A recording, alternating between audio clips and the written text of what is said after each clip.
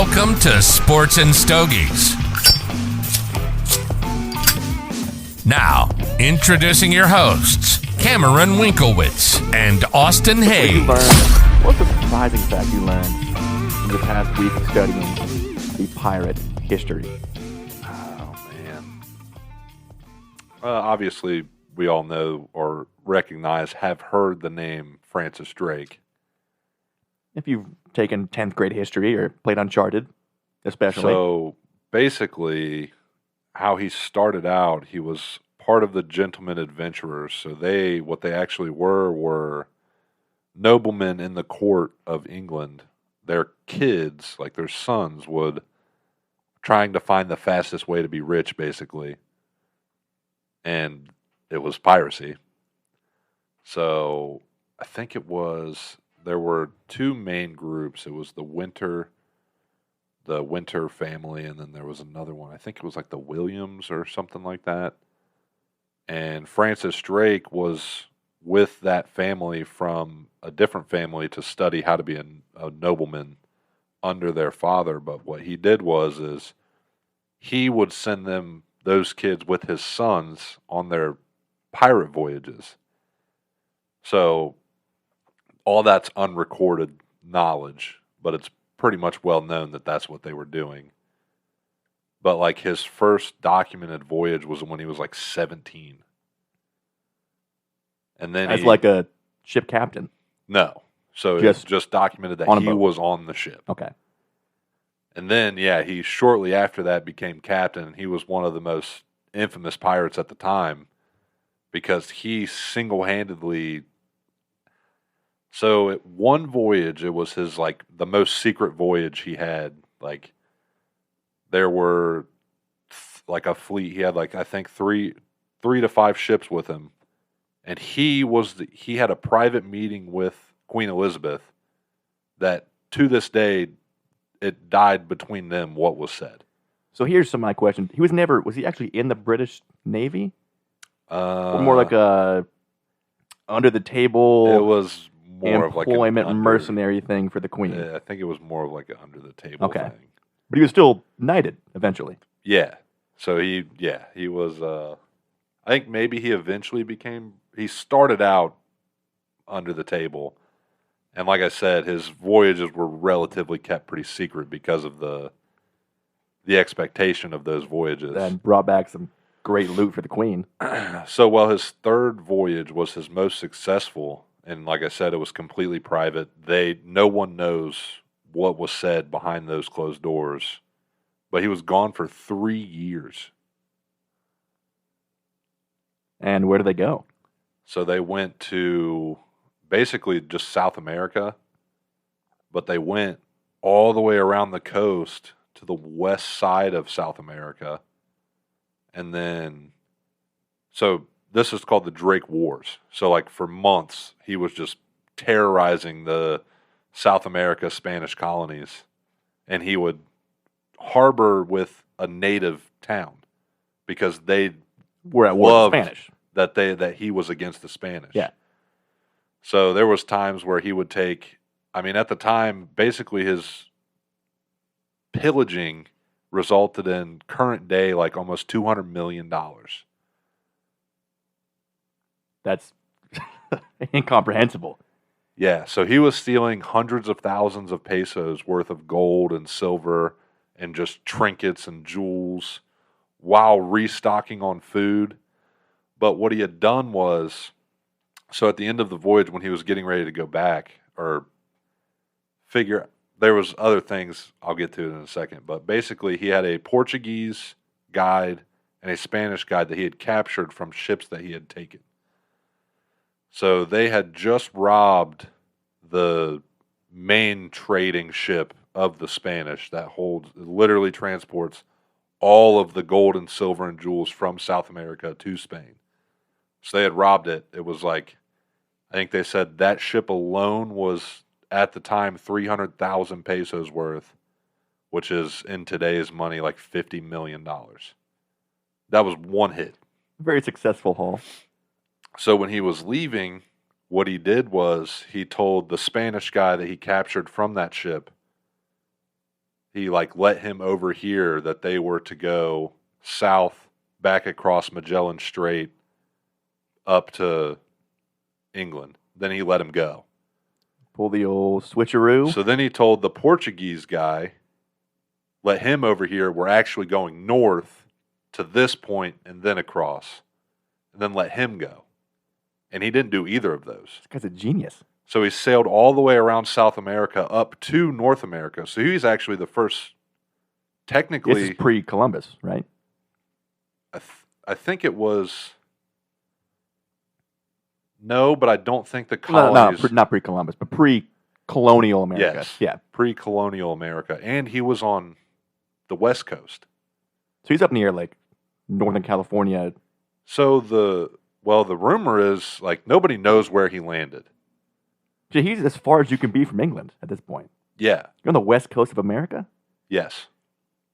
So he actually settled somewhere around, they believe to be like Oregon and Canada. Yeah, at this point, you had the Spanish, not Masons, but like San Fran. Well, a lot of the native tribes there have recollection of, like, because, I mean, not to offend anyone or anything, but they thought they were gods. Yeah.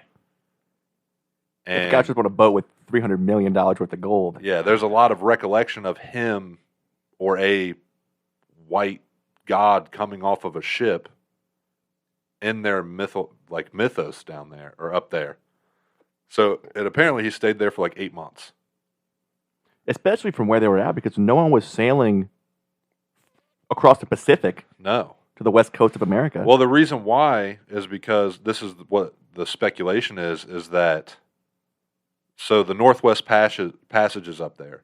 So they didn't know if it went all the way through that land. Yeah. So his unofficial goal is, the speculation is that he was to find the other side of the Northwest Passage to pass through and go to England that way. That makes sense, 'cause otherwise, what are you doing? Going up through, the Arctic? So yeah, well, even after he settled, he went further north when he left finally. But then he ended up going straight west to the Spice Islands. So he also ended up coming back with like 6 tons of garlic cloves and all kinds of spices that made his voyage even more profitable. So we're probably looking at like maybe 250, 300 mil. Again, over the course of 3 whole years. Yeah. And he said when he came back, he was a very, obviously unkempt, but he had long, red, curly hair, red, curly beard. So in my opinion, that's who they modeled Redbeard after. I mean, a pretty successful person to base a legend off of. But they said the reports are his first words when he found a British harbor was, "Is Elizabeth still the queen?" Checks out. They had a thing going on there, right? Nobody knows. Elizabeth never had official lovers. Yeah, but who don't love a nice pirate, right? You would think. This all from YouTube videos? Articles? 'Cause I definitely want to read about... It's the Pirate History Podcast. Guy, all of his source material is from books. Of course, yeah. All that stuff, so...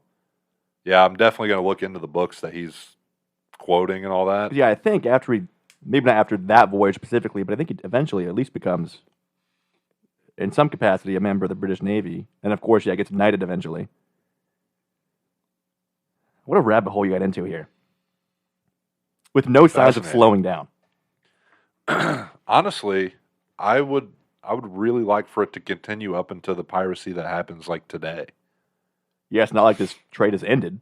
No, like it's still a thing, and it's pretty much the exact same as it has always been. Like hostage, ransoms, just looting cargo. Spices. Just anything. Like whatever that ship's carrying is mine. And we're taking it. Or taking the ships. Everything. Crew included. So yeah, it's like the same. It's weird. I just can't imagine a more badass thing to be like, yo, girl, I'm going to go on a voyage for 3 years. There's no contact. I ain't got a cell phone. Can't write letters. I'm going to come back with riches and gold beyond your imagination.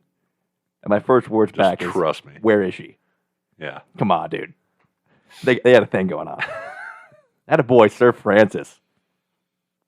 Yeah, the Spanish called him El Drake, which means the dragon. Again, legendary. Yeah. Yeah, there's a lot of, like, he was shot multiple times, too, on his voyages. Like, in their last fight, when he landed in, what'd they call it? Oh, man. So he landed in one cove where the natives battled off the Spanish that were chasing him, but never took a shot at him, which I thought was weird. They must have known something. Well, they had been watching him for like days in the woods. Of course. Yeah. And then the Spanish were coming through the wilderness, so they just murdered all the Spanish. Like, yeah, we know we hate these guys. But we don't know about these guys yet. And then he was started to scoot when the battling was happening, and they just watched him leave and never. But there was one where like they were battling, and his whole medical staff died, and he was wounded and still survived. That's hard to do back in the day too. Yeah, and then there was one, the island where Magellan died is when that happened. So the reason why they started fighting is the same reason why Magellan started fighting them and died there. So their culture was, we share everything. We don't ask if you have something. That's how it is. Yeah, we just share. So Francis gets there and they're like, I like that ring. That's my ring now. Sorry, bro. No can do. And I guess his crewmates just started blasting. Now, when they first left the voyage, you know how many ships and crewmates or crew members that he brought along? I know it was 3 to 5 ships, but there were only 3 people who had the knowledge of what the actual, like, everyone was told they were going down Africa to trade along this, like it was a legit trading voyage, right? That's all the detail you get after that. Yeah. That was all the crew. So then the 3 captains of the ships, I'm pretty sure, had discussed that they were going to be going to South America and the Caribbean to do some piracy. So I believe on their way over, before they even got to landfall, one of the guys on the other ships was trying to take control. And he had accused Francis of something, or he was like rallying guys to turn on Francis. And then they had hit landfall and started pirating. And Francis had like I want to say like a father, like a priest or something. Of course. They always brought a priest along. And they had accused the guy that was starting the uprising of, well, the guy said that Francis was stealing and not giving the full cut to the crew. It wasn't a full even split. Searched the captain quarters, nothing. So then they accused him, and the priest accused that guy of like witchcraft and stealing, which he was stealing. Immediately guilty. Yeah, so they searched his room and there was obviously some treasure, and then they executed him. Yes, guys, voyage is over. Yeah. Lesson learned. Yeah, it was and I'm sure his crew was very handsomely compensated. I would imagine. This got a little too greedy. Yeah. And power hungry. That was mainly it. Like, you think you're going to take over one of the ships? I mean, think about if that worked.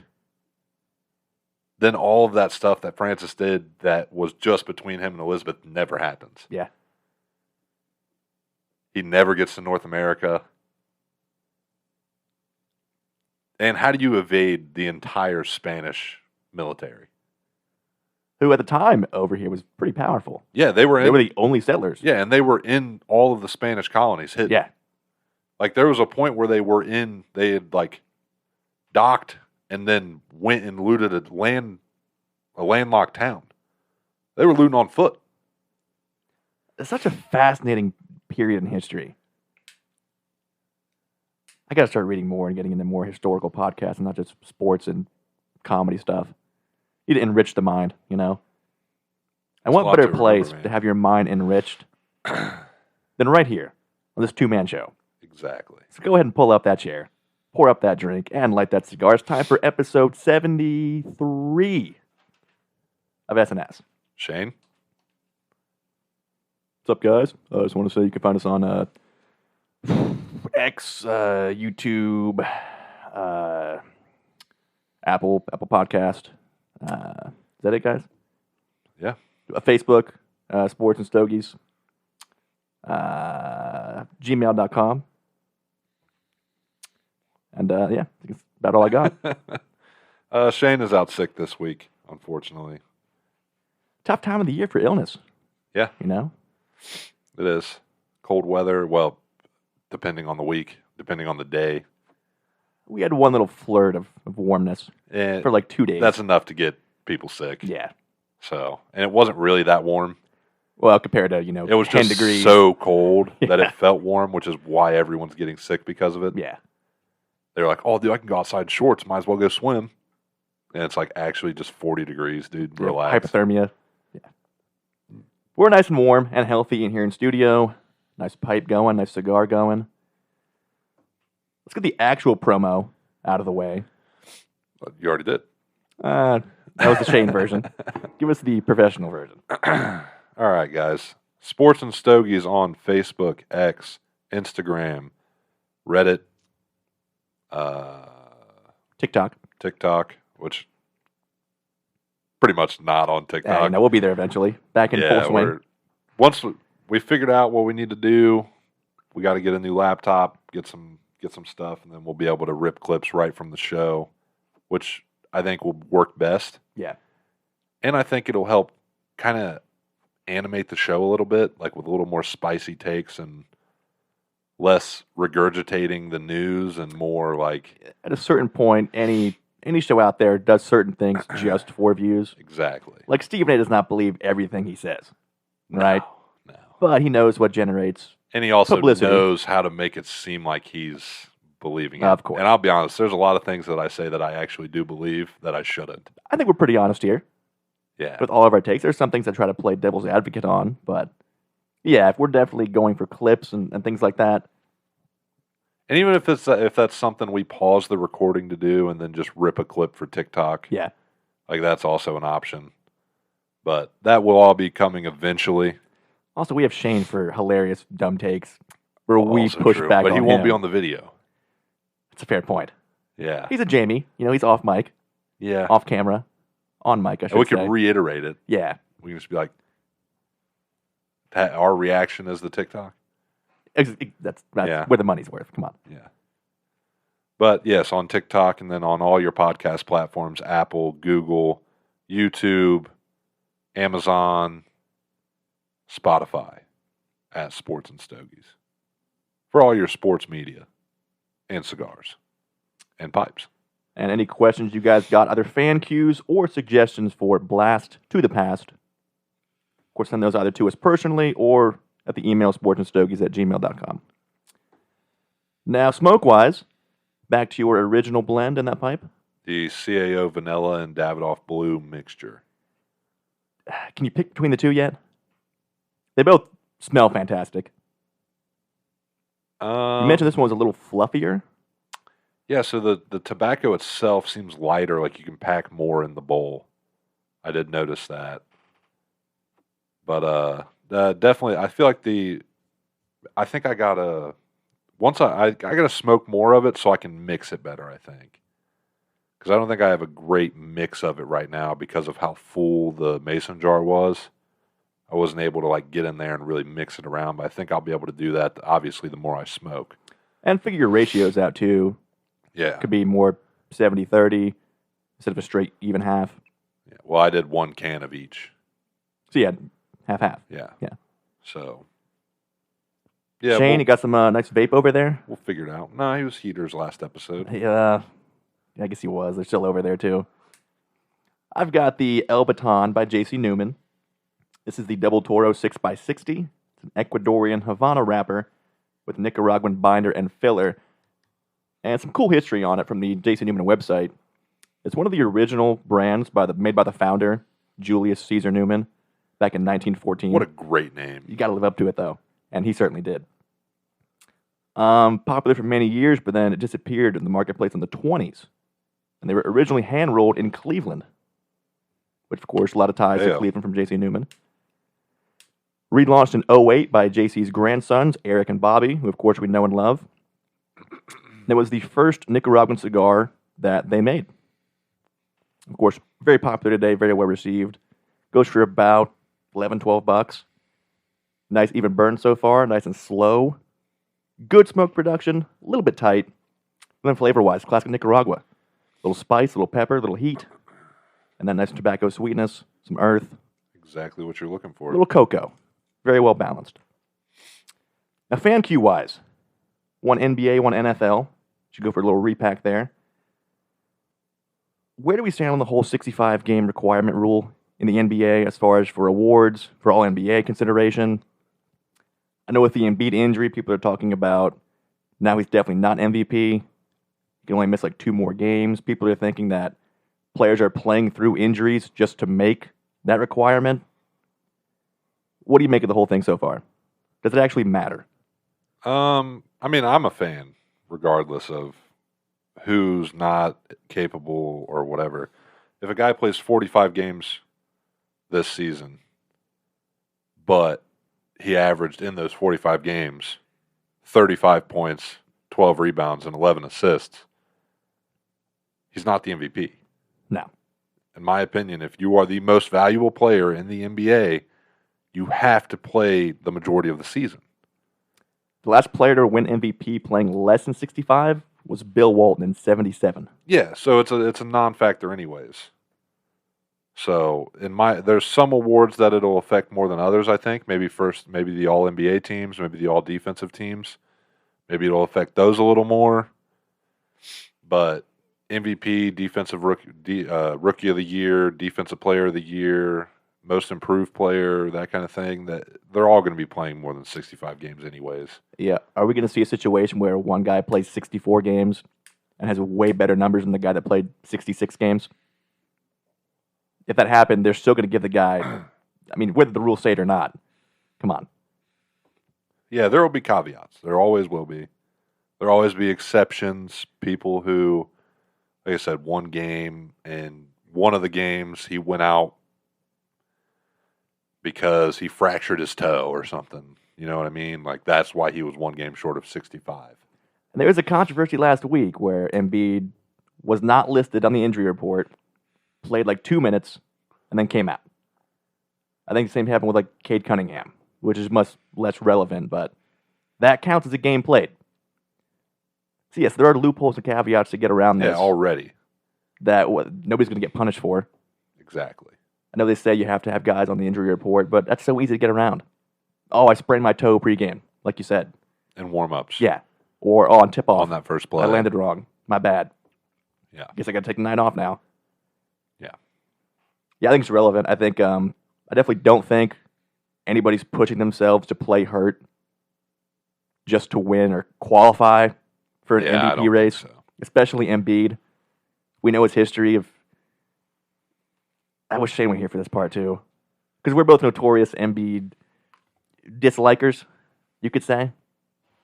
Maybe a little bit biased, but yeah, there's nobody out there that's one is going to play hurt, and two, this team staff will let them play hurt just for sake of meeting that requirement. I agree, 100%. Everybody's top priority is player safety, regardless if that player is going to be an MVP candidate or not. You want them healthy for the postseason. MVP doesn't really matter, in my opinion. Championships matter. Unless you're Kendrick Perkins. Yeah. He said shut him down for the whole season, postseason included. NFL-wise, whether Mahomes wins this season, his third ring or not, he's already a top 5 quarterback all time, right? It's hard to not put him in there. If he wins a ring, is he already number 2? There's at least a conversation. Oh man, it's hard not to put him in that conversation. And I will say, I mean, if there is going to be a quarterback who is even going to come close to Brady's either appearances or won Super Bowls, we're looking at him. And all that combined with stats to back that up as well, which I thought was impossible. But he'll be 3-1 if he wins against the Niners in his, 7th season? Sixth, right? He's been to the AFC Championship every season, and this is his sixth one straight, right? Well, he didn't start his first season, though, but I guess as a starter. Yeah. To have 4 appearances and six tries and win 3 of them with a long career ahead, and this being your worst offensive team yet. Man. I don't always love Nick Wright, but he did say Patrick Mahomes' worst season is better than pretty much anybody else's best. Yeah. It's better than a lot of people's best. That's for And he sure. had his worst season this season. Yeah. The outcome could be better than anyone's best.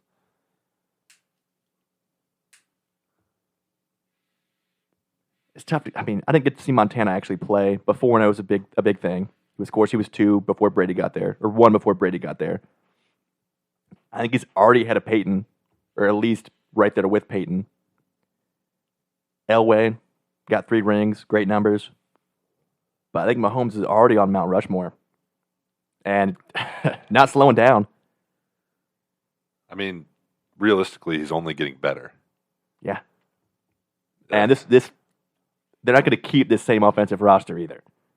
No. It should get better. They're not happy with Kadarius Toney and MVS. Well, they're obviously not happy with Kadarius Toney. Do you want to go for that now? It's prompted. Rating bum of the year was injured and didn't play against the Ravens. Then he went on Instagram Live and ruined his chances at ever playing NFL again, basically is how I look at it. You're on the injury report for hip/personal reasons. Personal reasons, you're bad at football. Yeah. Hip, okay, maybe you have a chance to sign to another team. You're not a Chief anymore. That's just going to be a fact. You're going to get a Super Bowl ring, which is insane. The fact he was a Chief this long still. It's unreal that he will have a Super Bowl ring. But you had one chance. Like, just keep your mouth shut. Shut up. A team will probably sign you. You'll be on a practice squad somewhere. Maybe get pulled up because of injuries. Something will happen where you will play again. Now you ruined your shot at that, in my opinion. Because now we know not only is he bad, but he's not a locker room guy you want. He's going to only cause you problems on and off the field. Exactly. Because he even handled the offsides play pretty well. I didn't hear him say one word after that, honestly. No, yeah, everything up until being benched, he handled well. I mean, he never flipped out about dropping the ball. I mean, he's handled everything very professionally all year. As have his teammates and coaches. All have had his back. Up until, I haven't heard anyone comment on this yet. I'm sure they told him behind closed doors, like, yo, man, let's be real here. We know where we're at. We're going to bench you. Just say your hip hurts. Hold out. Get a ring. And then we go our separate ways. Simple as that. Yeah, I know wideouts are super confident, but he has to know what he is and what he can and can't do. He knows he shouldn't be out there in an AFC championship game against the best defense in the league. I will say, in his defense, with this squad they do have, he can still be out there. Yeah, but based on this season's track record, though. They're winning with him on or off the field. Fair point. Yeah. Let's go blast of the past. Which, given that it was championship week, we thought we'd revisit the arguably the most controversial call or no call of all time. Do you want to set up the Saints-Rams 2018 NFC Championship game? I suppose. Because we don't have Shane here to do this. It was a nice, brisk winter night here in Ohio. In 2018, aforementioned. In the NFC Championship game, also already mentioned. In the Superdome. In the Superdome, where they're probably pretty warm. And pretty drunk and pretty wild. Pretty drunk and pretty wild. You're in the heart of New Orleans. The heart of the bayou. The Ragin' Cajun something. Nation. Yeah, exactly. The nation of Ragin' Cajuns. But we're not in this story. We're buddies. probably also pretty intoxicated. You're a Rams fan. I'm a Saints fan. And there are approximately 2 minutes left in the game. And I believe the Rams kicked the field goal to go up. No, so it's currently a tie game. Currently a tie game. That's right. Saints driving. Saints are driving down the field. My boys, I'm getting hyped. I'm talking that mess. Inside the 20. We're exchanging vulgar words. You're running the ball. You're killing the clock. I'm telling you, we're getting ready to score. We're getting ready to put it down your throat. This is it. Touchdown. Game over. Defense is going to hold strong. Or kill the clock, walk off field goal. Or kill the clock and walk off field goal. Regardless, this game, the Superdome, you didn't even belong here in the first place. Jared Goff, who? I don't Sean know. McVay, who? Who? Aaron Donald, who? That bum? And then Drew Brees takes the drop back. Lofts a beautiful ball to probably Michael Thomas if he was playing. A fellow named Tommy Lee Coleman. Okay, Tommy Lee. Wide open. Tommy Lee Coleman somehow wide open. And the most egregious pass interference no call I've ever seen in my entire life takes place. I mean, a full 2 yards before the ball got there. Rams DB Nickel Roby Coleman blasted. Also, Tommy Lee another Coleman. guy you've never heard of. They were probably brothers, maybe cousins. Helmet to helmet, and clearly early. Everyone's looking around for the flag, including Roby Coleman. No flag comes. Guy went and played the lottery right after the game. Probably won, yet again. Saints kick the field goal, go up 3. So a minute and a half left. Goff leads a drive, field goal range, kick it, go to OT. Saints win the toss, get the ball. Drew Brees, interception. Rams field goal, game over. And I will say, as much as we want to blame the game on that play, it was really on Brees throwing the pick. And You could say, of course, you could have won an OT, yes. But should it have went to OT? No. it's a tough pill to swallow. Our buddy Drew, notorious Saints fan, gave the example. Imagine your Reds are down 4-3, bottom of the ninth. You hit a grand slam off the foul pole. And then they say, no, foul ball. What about You go to extra innings and lose. imagine you're a Browns fan in the divisional round head to head with the Chiefs. I believe it was a tie game. Maybe you're only down 1 score. You're driving. Baker Mayfield's cooking. Baker's bacon, dude. The boys are running crazy. Donovan Peoples-Jones catches a beautiful pass. Helmet-to-helmet contact. No targeting call. Classic Chiefs refs. And then that costs you to lose the game. Now let's say the Saints had won this game. Now you get Brees Brady in the Super Bowl. Let's say Brees beats Brady. He's got 2 rings. Brady 1 less. Where's the landscape change from there? Do the Saints retain great teams from there on out and just continue to play great? Who knows? Do the Rams break up a lot quicker? Does the Stafford Goff trade ever happen? There's a lot of question marks here. Again, each time we do this segment, we think, how can one play, one call potentially change the entire landscape of the league? Because if Goff never loses a Super Bowl, is it worth trading? Yeah. Do you stick with him? Do you really feel the need to go all in and get your Stafford? It's tough to tell. Does that eventually lead to Joe Burrow getting that ring instead? Oh, Does Dan Campbell ever get hired in Detroit? Are the Lions that where they're at now? Or are they still 1-16? Is Drew Brees now a top 3, top 4 quarterback all time?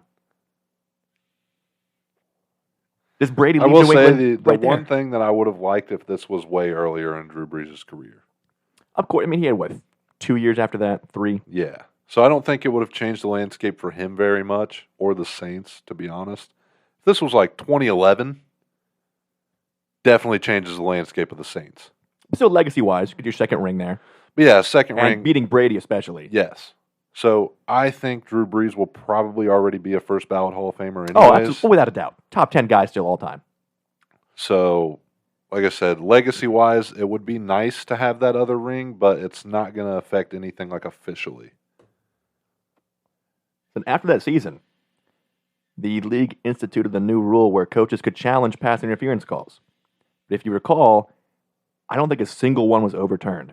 Yeah, I don't because think so. the ref said, screw off, we hate this rule, we made that call, and we're sticking to it. That next season, that rule was not retained. I think it should be. I'll lose all my timeouts throwing challenge flags. On paper, definitely should. But it would have to be called by a non-associated Correct. crew. And it could even be like same NFL refs because they all have each other's back. I think that's how challenges should work. If the New York headquarters was unaffiliated, yeah. Because there's so many games that, and look, I know some are bang bang, I get that. But when they're that egregious, and you do challenge, or you would have the opportunity to challenge, that changes entire games right there. It was a solid retro hail. Was it? It looked good, at least.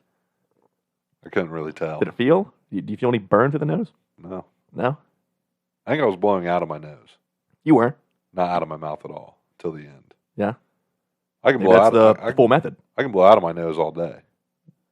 Run it back. There's a long puff in off the Gandalf pipe. Straight dragon right there. Yeah, and then mouth at the end. So you just blow out the nose is all a retrohale is? I guess, yeah.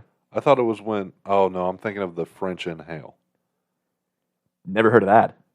That's for other. Ah, that would explain why. That's for other things. Shane, comment? I think it's common in vape. Really common. Vape, I feel like you can do anything. Basically, you blow out and then you inhale all of it through your nose. So that's like a true retro hail. Yeah, like a double. Yeah. Because you're like blowing out and then back into the nose. Yeah, so like Okay. when you're exhaling the smoke and letting it, you're basically just letting it roll out of your mouth, Yeah. and then you're inhaling through your nose only, and then it'll all the smoke goes straight up your nose. You're getting your money's worth on Yeah. one puff. So yeah, I love this segment. I love this idea. Of course, send in more of yours to the email, as always, or just talk to us, text us. Probably something Super Bowl related, given the time of year. Definitely something Super Bowl related next week, because it will be our Super Bowl preview with our Super Bowl sticks. So I will not be on the pipe next week. First stogie in probably a month and a half, if not longer. Definitely since the new year. Pretty sure. Or no, I think I got my my blends January 7th, give or take. And that show better include Shane smoking as well. I will. Or at least hopefully Shane being here. Get well soon, pal. NFL news and stats wise, coaching carousel in full swing. First things first, you said only one team without a head coach and one team without a GM? Yes. The Commanders are the only team without a head coach. Every single candidate they've interviewed has picked either a different team or chosen to stay with their current team. The only outlier in that statement is Eric Bieniemy, because they did interview Eric Bieniemy once. I do not know if he got a second one. However, if I'm Eric Bieniemy, do I stay as the offensive coordinator if you don't want me to be like? Yeah, I feel like if I'm your ninth option as head it's coach, like, this is kind of a clearly you don't. I should have been the first option. I thought that's why you brought me in here. yeah. This is a very weird relationship with the new owner to start out. You know, like this should be very much like an Antonio Pierce situation, in my opinion. Unless you already had a whole new regime ready to come in, which clearly they don't. Obviously, it didn't. Now I get it. You want to interview Harbaugh. You want to interview Bill. You want to interview all the heavy hitters, Ben Johnson, all those guys. Of course. You want to try and play your hand in the lottery just like everybody else did. But when every single person says no, you got to go with Bieniemy, right? And the fact that it's public information now that everybody you interviewed said no. You can't even pretend to tell Bieniemy like, oh, yeah, I mean, we interviewed you first. We always wanted you. But out of formality, we had to try and get Jimmy and try and get Bill. Right. But you were always our guy, of course. Yeah. And not a good way to start this new relationship here. But for the guys that did get hired, of course, aforementioned Jimmy Harbaugh. To the Chargers, $16 million a year. Reportedly. It should be true. The numbers haven't been made official yet as far as any reporting goes. But yeah, from what I've heard, I believe 6 years. That's what I saw, at least. Around $16 million a year is the expectation, the rumor. No reason that shouldn't be completely true. Pretty lucrative deal. Which I think we all love. We all kind of saw coming as the best fit if you were to actually leave Michigan. And to get out ahead of Michigan right now with the newest recruiting scandal or whatever. Every team has one of those right now. According to some Ohio State fans on Twitter, what did Jim Harbaugh actually do? All he did was lose to Ohio State. Okay. Vacated all their wins, 0 national championships, and all that fun stuff.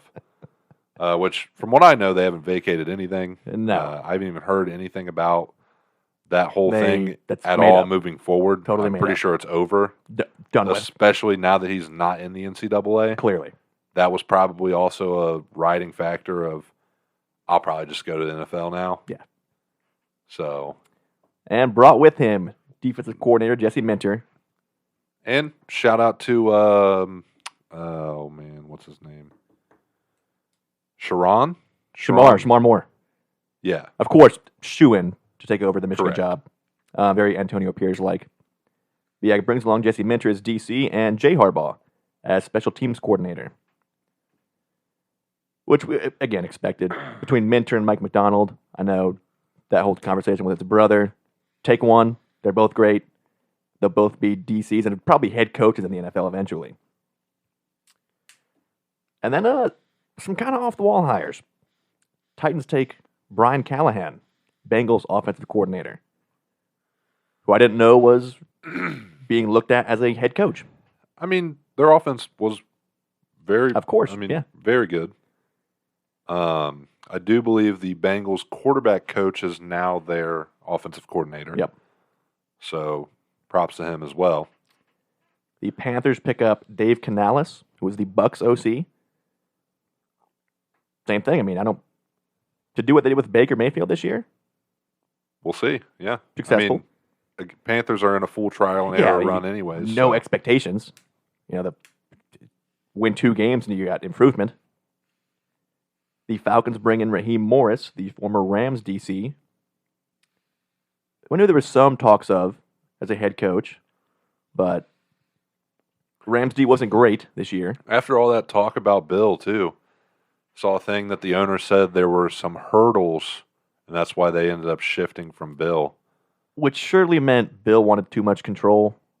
Either like he's that, always had. Or the Patriots wanted maybe some too draft much to picks. get him, possibly. Because I think they had to give draft picks to get Raheem. Let me try to pull that up real quick. I thought they had to give up like a 3rd round pick, I think. Definitely less than what they would have to give up for Bill.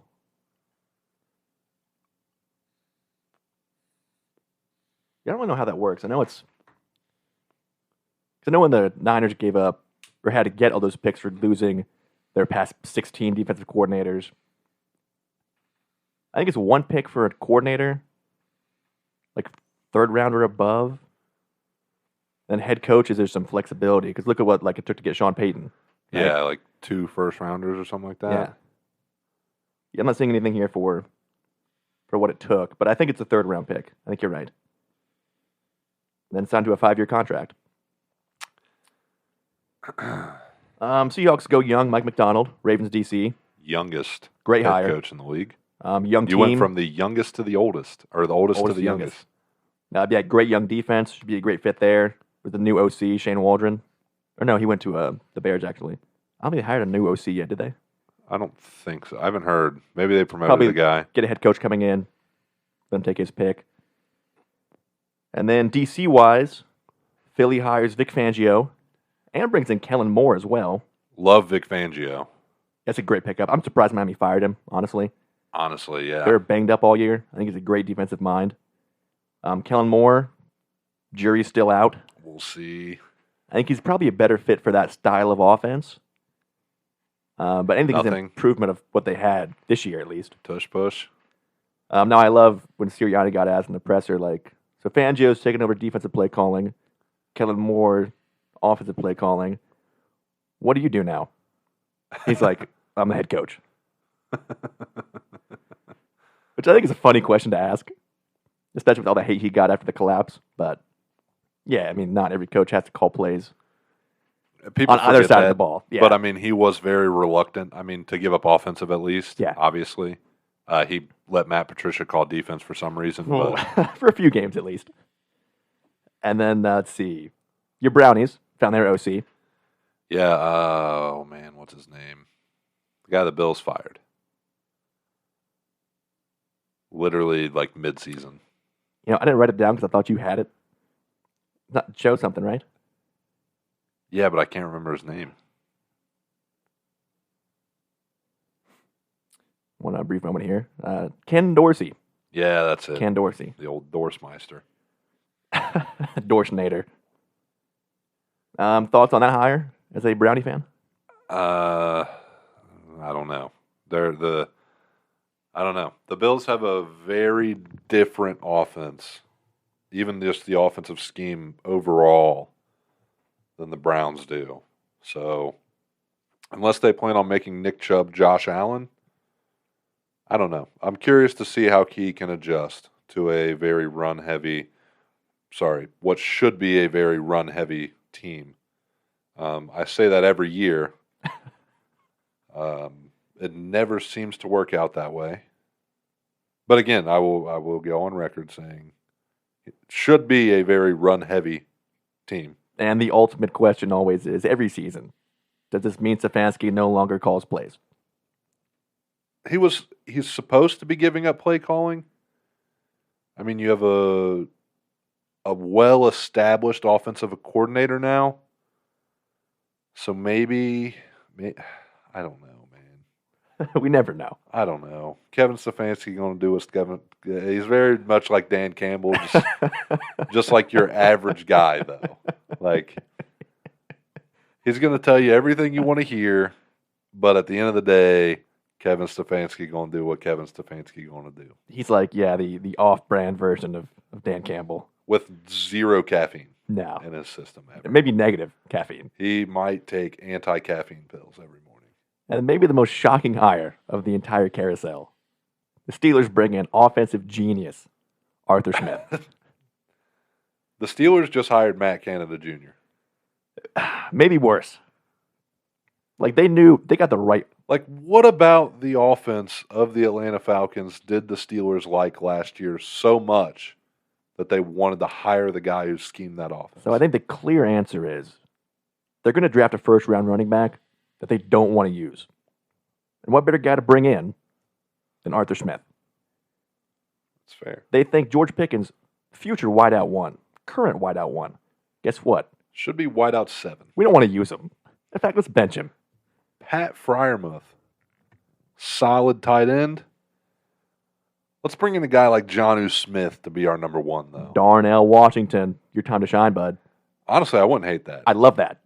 I thought he'd get a lot more playing time last season. So in that statement, that means Pat Freiermuth is the guy. Of course. You draft Darnell in the 6th round, and he doesn't play at all. But the Muth just dominates. The Muthmeister. See, I've seen people say that he had a great season as OC in great Tennessee Yeah, with Derrick Henry. when all you had to do was hand the ball off to prime Derrick Henry.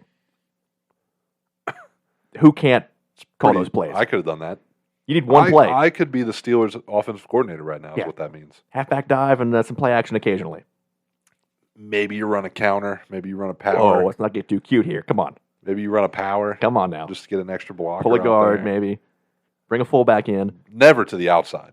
You're never running a stretch or a toss. So I think the clear consensus is this is just another fall guy for Mike Tomlin. Definitely. Got to be, right? If they even, it took them 4 years to fire Matt Canada, so Fair point. we'll see how long it takes to fire Matt Canada Sr. And then the last thing here is Ben Johnson staying in Detroit. But he said he wanted to finish the job after their loss. True, to but San you Fran. also said rumors have it that He maybe overplayed his hand a little bit he was asking for Jim Harbaugh. before Jim Harbaugh got that money. Yeah. He wanted $16 million a year, allegedly. Which, as a still 2-year OCO. Well, I will say, this is also could have been like Dan Campbell hyping his boys up too. Fair point. Like, he is a great OCO. Hey, you're worth 16 a year, man. He's like, oh, you know what? I am. Just hyping up. Let me ask Dan for it. Campbell's in there just headbutting the wall, telling him that he's worth $16 million. Meanwhile, he's going to make him stay the whole time. Yeah, he's like, but we can only afford to give you $200K. Look, if I was GM, I'd pay you everything. Yeah. But that's out of my control, bud. Yeah, if I was a GM, I would cut my contract in half and split it amongst the both of you. I wouldn't even get paid. Yeah, I'd do this for free. Give it all to you, man. And he just slams his head. I love the game that much. And then let's see, award-wise here, 2 came out, of course, as probably had to have happened. DeMar Hamlin, comeback player of the year. Does he get released? Yeah. Practice squad guy, maybe. Yeah. I get it. You got to give it to him. I mean, he did. He was revived from the dead. Yeah. He was deceased for like 10 minutes. Technically, yeah. So, but the fact that he can play football is impressive. But did he actually play? Like, I think he got into 3 games, like 4 tackles, that one weird fake punt that never should have happened. I don't even think he was expecting that. He shouldn't have. Yeah, I don't know. That was a weird move. But yeah, it is what it is. And then most improved, which I didn't know actually the NFL did. I didn't know that either. I thought that was comeback player of the year. Yeah, it's not. It's Baker Mayfield now. Who was most improved last year? Honestly, this might be the first year they've done it. They did it because they knew DeMar was going to win comeback player of the year. They're like, we need to give the real guy the award here. So wow, we're way off. It's been a thing since 2000. What? So who was it last year? We may have written him off. Oh my God. Well, is there a most reverted player? Because we need to be writing him off again, apparently, because that's the only way he performs. Before that, Cordero Patterson, Trayvon Diggs, Josh Allen, Ryan Tannehill, George Kittle, Jared Goff, Kirk Cousins in 2015, Le'Veon Bell, Des Bryant, Arian Foster. Okay. What is this, like the runner-up for Opoy Award? It seems to be, yeah, like when did Des Bryant, like he was great forever. same as the NBA. Le'Veon Bell was always good. Like Ja was pretty much an all-star and then won MIP the next season. Yeah, I guess. Now, Baker actually deserves it. Geno Kirk last year Cousins deserved it. Probably deserved it. Yeah. Like Frank Gore. Josh Allen? Frank Gore in 06. Prime Frank Gore. Drew Brees in 04. Maybe 04. That was the year after his rookie year, right? Yeah, probably. But Josh Allen? Josh Allen in 2020, which would have been his second year, right? Yeah. His rookie year was awesome. I don't think he improved enough to win most improved, but yeah, I don't know how this has fallen past my radar for my entire lifetime. Probably because of who they are. You're like, that's not a real Fair award. point, yeah. The first ever most improved player. Randy Moss. Tom Brady. No, Jeff Garcia in 2000. Probably a legit winner. 01, Cordell Stewart. Legit winner. Chad Pennington. Wow. 03, journeyman legend John Kitna. Derek Anderson in 07 for the Brownies. Most improved. Yes, sir. Wow. The more you know. Yeah, apparently. Let's see, IR-wise here. We'll have to make a note of that to add to our predictions for next year. Write it down, Shane. Make sure we don't forget that. Only really one significant injury going into the Super Bowl and the bye week, of course. Chiefs DE Charles Omenihu, torn ACL. Definitely not going to play. Tough to lose on that pass rush. Outside of that, nobody listed on the Niners report. I did see that they might be benching Chase Young, Yeah, it came as a shock to me. saying that he misses a lot of snaps. They're starting to see him as a liability. I thought he was playing pretty good. From watching the game, yeah. I mean, maybe he is out. I mean, I'm not snap counting, obviously, but I feel like there are a lot of times where he's not on the field. But Well, I think by taking plays off, they mean like he's on the field, but taking No effort. taking the play off. Yeah. Yeah. probably. Which in that case, I mean, I'll have to go back and watch like the actual film, but I mean, yeah, in a Super Bowl, you got to bench the guy, right? Yeah, I mean, that's your Kadarius Toney Like, defense. if you're in the NFC Championship game and you're not giving full effort on every single play, then you shouldn't be out there. Simple as that. I agree. Couldn't agree more. Time for the film room. Now, again, we are just doing divisional round recaps, and we will be saving our Super Bowl for the bye week next week. I'm thinking full positional breakdowns, who's got the edge where, coaching advantages. It's a Super Bowl show. Correct. So I can't wait to And see we'll what be kind of- smoking Super Bowl sticks. what kind of great takes Shane will have. Bingo. There's going to be some great ones. He's probably hoping Kadarius Toney plays to really balance out those Probably wide receiver Super Bowl rooms. MVP, I'd say. Imagine.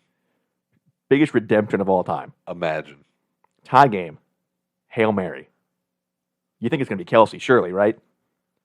Tony jumps in front of him, wide open, steals the game-winning touchdown. But he was offsides. Oh, the game is over. It was 4th down. There's a minute left, and they kick a game-winning field goal and lose. AFC, NFC, where do you want to start? The AFC one was first. Now, let's go in order then. Is Lamar a fraud? No. Are the Ravens frauds? No. Is anybody but the Chiefs frauds? What? Whoa, hang on. The Chiefs are frauds? Is anybody except the Chiefs? Are they all frauds except Kansas City? No. I don't think the Ravens are frauds. I think they had a very terrible scheme going into the game. They ran the ball 11 times against the worst rushing defense in the league. Only 6 handoffs. Correct. That's a bad scheme. How does that happen?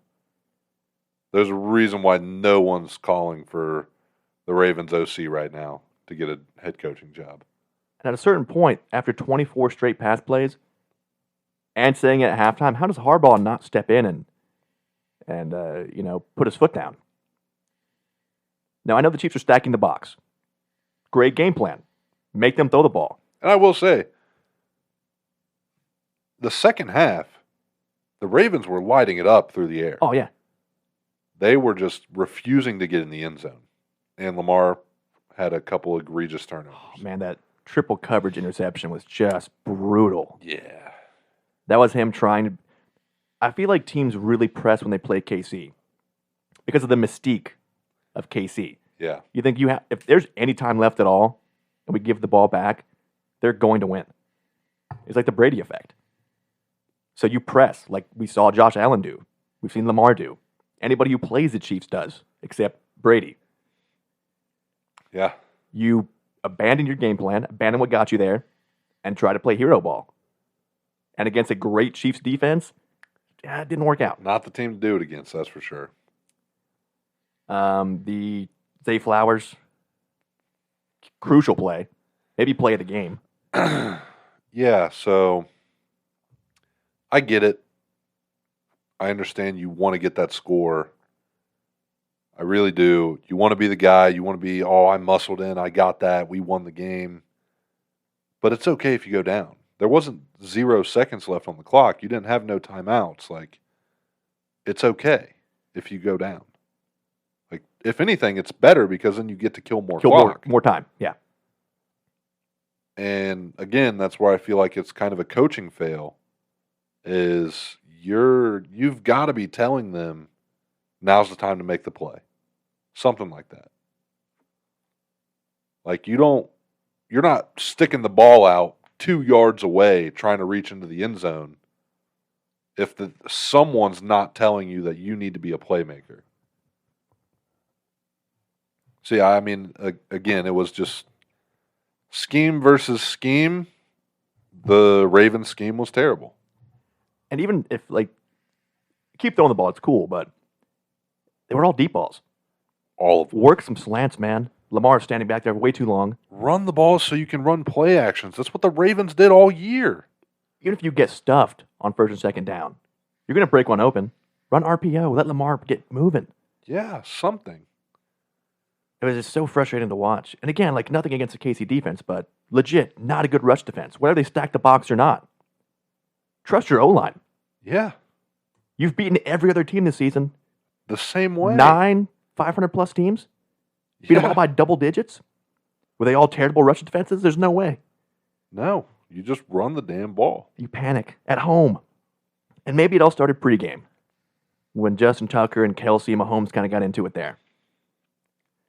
Well, really just Kelsey got into it. And that's what he needed, apparently. Lit a fire under his ass.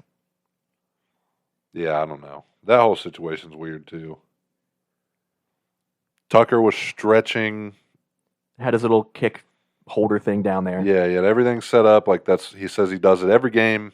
It's never been an issue. He had talked to Mahomes about it. Mahomes and him have both agreed that it wasn't an issue. Here comes Travis Kelce storming, picks up everything right there on the ground and just throws it. His helmet included. I believe, I want to say Pat's hand towel was mixed in there. Probably. Yeah, he just saw red. Something. Throwing everything. And that was that. And then Justin Tucker said, I mean, yeah, I do that every game. No hard feelings. I don't think anything egregious of it. And then Travis goes on his podcast saying Justin Tucker's a fucking dick. Which no one's ever said about Justin Tucker. No, he's the nicest guy in the league. Yeah. And I could be taking that out of context. It could have been a joking thing. I didn't hear the clip. I'm just reporting the news, guys. So if all the New Heights fans out there, I love the Kelce brothers. I do. And if I love Travis, both of them. if he was serious, Jason would have shut that down. Exactly. Surely. So So it's probably a little more joking than we think. Either way, though, he was 11 for 11 on targets and catches, 116 to score, that wild diving third down. whatever that was. Classic Mahomes, Yeah. Kelsey. Unfortunately, can only tie the multi-touchdown game postseason now, Until next year. unless he retires. He said post-game, when they're celebrating, I could do this for 11 more years, Pat. He said that, but Unless T-Swizz says, when that ankle started hurting, he also said, this sucks. naturally. So He's not going to get any healthier the older he gets. correct. So we'll see what happens in the offseason. If they win, it's a good time to go out. They win. And as the script says, he proposes post-game on the field. As soon as the confetti drops. But they accidentally dropped the Niners confetti. Which is pretty similar colors, though, to be fair. Yeah, but there's that gold in there. Everybody's like, what's that? That gold for a wedding ring. The banner drops and it says 49ers win the Super Bowl. Like they just completely mess it up like they did the Thanksgiving Even though it was like turkey. a complete blowout, though. It's like 42-7, and they still dropped the wrong They banner. should have taken the old banner down by now. Yeah. I just want to see something like that happen one time. Just a complete botch. Someone's getting fired. Yeah. Publicly shot on TV. Like the turkey legs. Yeah. Like that was a complete botch and it was pretty funny. How do you mess that up? Like it was pretty funny. Now, the funniest thing possible would be the Chiefs do win. He does propose, She says no. and she says no. Then what? Could there be a more awkward moment? You just won a Super Bowl. You should be elated. And then you get publicly turned down in front of the entire world. Probably 100 million people. Maybe 3 billion people watching. With the Swifties involved and well, I was going to say with the Eminem fans, but Hey, too soon. Yeah, man, just for the Ravens, need to do everything possible to hold KC to 17 points, none in the second half, and you still go down at home in front of your crowd it's tough. as the one seed after almost a perfect season, That's tough. MVP season for Lamar. Should probably still win MVP. He will. Postseason doesn't affect that, I don't think. Yeah, it comes down to the turnovers, killer, and just abandoning your entire game plan. Not even abandoning your game plan, just not having the right one. They never abandoned the run because they never started the run. Started to, yeah. Very weird. Man, imagine if Lamar would have scored on that deflected pass that he then caught. What a best play of all time would have been, right? Yeah, even just getting 10 yards was a great play. But it'll be forgotten about because they didn't win. I'll never forget. Nah, I will. I'll remind you. It's what I'm here for. Put on the wall of takes over there. NFC. Just as heartbreaking. Probably more so. Probably more so. For you nerds. For any other fan out there. I was rooting for Brock. I mean, nothing against Brock. The guy's in his second year, and he's one of the most disrespected quarterbacks in the entire league. And the Niners get, I think, a lot, probably way too much hate. So do the Chiefs, in my opinion. Agreed. I get it because it's 5 years ago we were like, yes, Mahomes dethroned Tom Brady. It's the Warriors treatment. And now it's like 5 years later we hate the Chiefs. We get bored too quick. I don't. We never respect greatness. We always hated Brady, still hate LeBron. Like who's we? Everybody, the nation. Yeah, well, the nation isn't me. Because I've always respected Brady, and I respect greatness whether I like him or not. As a kid, I hated Brady. And then once I realized and started paying attention to the game, it's like, how could you hate this guy? You're witnessing something you're probably never going to see again, unless Mahomes and then we are. Keeps his pace. Yeah. That's probably why everybody hates Mahomes. Now we still hate Brady. Legitimately Brady 2.0. But, I mean... Now we're going to see... In some ways, better. Now we're going to see Brady commentating Mahomes football games. Yeah, I can't wait for that. You're double down on the hate. Especially if Brady sucks the commentator. I don't think he will. He can't, right? He can't. He might not be Olsen, who I love. I love Olsen. But he can't suck. I agree with you. We talked about it pre-show. Make it a three-man crew. You don't have to get rid of Olsen. Bring them both in. Why not? They can complement each other. Probably. Should. They're both very smart guys, very entertaining guys. At least Olsen is. I think Brady will be. Should be. After a year off, out there. Whatever he was doing out there. Slaying 20-year-old models. I'd like to think so. Hanging out with Gronk probably on a boat somewhere. Now maybe he takes another year off. Him and Bill. Now that Bill's got some free time on his hands. Rekindling that friendship. All right, NFC. Rekindling probably doesn't need to happen. I believe him and Bill have probably stayed. Yeah, there was all that drama about when he left. Oh, they never got along, never really liked each other, just worked well together. That was all speculation. After 20 years and 6 rings, really, they got along. Yeah. All right. A lot of things to go over here. First half, Lions completely dominate on the ground. 150. I mean, no pushback. There has never been a team in a champion, like a conference championship game since they started, to overcome a 17-plus point deficit at halftime and win the game until now. Until now. So the Lions setting records again. And just not in a good way. First half, 24-7. Now, you never think the game's going to be over, but it looks pretty good. You guys dominated on both offense and defense. You hold the Niners to 7 points at home. Pretty impressive. As not really a great defense. Fun fact.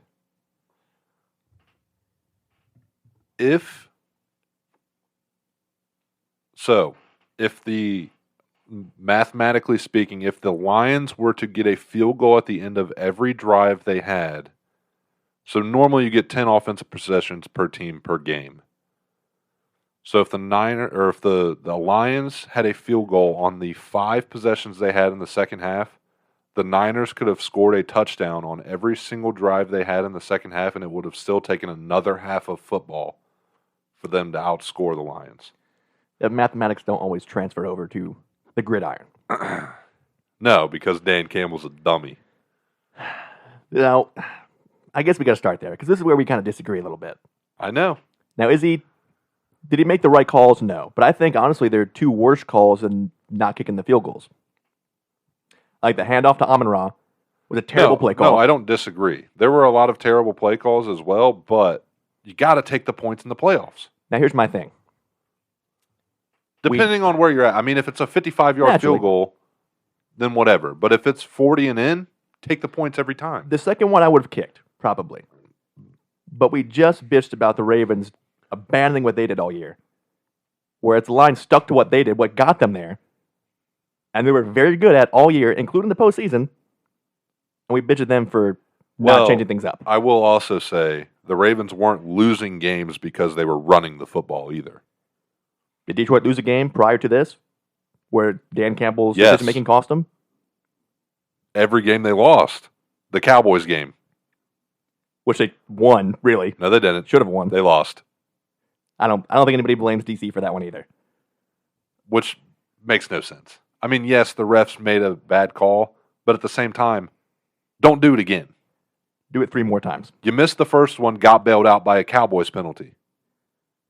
You got it, bad penalty call. And you're behind where you're at the 7-yard line. 7 yards? I bet you they weren't averaging 7 yards per play that game. Against Dallas or against the Niners? Against Dallas. No, couldn't have been that much. That wouldn't have shocked me the way we were playing there at the end of the year. So let's see here. So 24-10. Niners got the ball second half, kicked a field goal. 4th and 2 from the 28-yard line. Up 14, 28. Make the play call. Reynolds is open. Great play call. He drops it. Retrospective, you say, all right, kick the field goal, go up 3 scores again. I see it. Not even I say kick the field goal every time. If you're up, just keep adding points. Well, there's one thing that math doesn't factor in, and that's the efficiency of your place kicker.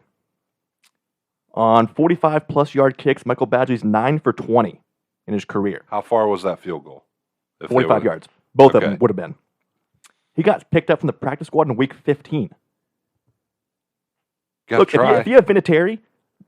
No, okay, if that's the case, then why even have a kicker? You don't need him. You go for it. Obviously. You go for it. That's so, no. If you have a kicker, if your kicker's hurt, yeah, you have to go for it. In the playoffs, you have to try. How many times have we seen teams take their foot off the gas pedal and end up losing? Because they tried not to lose the game, but try not to win. I got that backwards. They try to win the game. You know what I'm trying to say here. They're playing not to lose rather than to win. How is points? You're up 2 scores. You're killing them. They can't stop you. Could have been up 3 possessions. You made the right play call. You've gotten there all year. You've been great at it all year. On 4th and 3 or less, they were 50 for 20 all year, including 2 for 2 in the postseason. Okay, but let me ask you something. How many of those were deep balls to Josh Reynolds? 3, 4. Probably 1, maybe. How about a 70-yard catch? He should have caught that ball. I'm not saying he shouldn't have. Now again, that one I think you go for. But you're at 14. Also, put a dagger in. If you're 4th and 3, why are David Montgomery, Amon-Ra, Sam Laporta, and Jahmyr Gibbs not the guys you're looking at? Why is it Josh Reynolds? He was open. The play call was there. You got to rely on your stars. It's not like Reynolds is bad. He's been a quality wideout 2.5, 3 all year. And again, he was open. The play was there. And Amon-Ra was open half the game, and David Montgomery was averaging 5 yards per rush. Let's see. They get the ball back. If your play call is to Josh Reynolds on 4th and 3, it's not a good play call. It doesn't matter who it is. They're open. They're open. He's on the team. He's a starter for a reason. Kadarius Toney started all year. And he's bum of the year. Okay. Reigning defending. Josh Reynolds, probably bum of the week candidate. If we went individual, he would be. Because he had more significant drops after that, too. Did he have any? My question is on that is how many drops did he have in the game in the first half? Prior to that, I think none. But second half, the 2 crucial ones. So that one, I'm cool with that decision. Now, 4th quarter. Now you're down 3. 4th and 3 from the 30. Longer field goal even. I mean, it's still right around 45. I'm cool taking the kick there because you're down. But I see where you couldn't stop the Niners second half. You want to play for the win, play for the lead. Again, you're confident in your team. It's not a guaranteed kick. Moody already missed one. You're outdoors in San Fran, pretty windy. It's not the worst call ever. Jake Moody hasn't been the best kicker all year either. Well, he hasn't been terrible. He's not been great. Either way, if you put a kicker out there and he misses, then we're crucifying Dan Campbell for not sticking to his guns. No, then we're blaming the kicker because that's their job. A great kicker, yes, but a guy who's less Any kicker. a guy who's less than 50% from that distance. The math says you don't take that chance. All right. Again, on the road, when you cannot stop KC, you got to go for the lead. Got to go for the win. So then you draft a kicker. You can't rely on fourth down conversions forever. You draft one now. Or sign one. They did. Michael Badgie, week 15. Yeah, but why? Apparently nobody else out there. I'm saying, why sign a kicker at all if you know mathematically speaking, they knew his stats before they signed him, right? They better have. Yeah. So it's like, if you know you're not going to let him kick the ball, why even sign one? Well, if you're inside the 2-yard line, maybe you kick. You're definitely not. If you're inside the 2, you're going for it. Yeah, if you're up 22 points, maybe. Still going for it.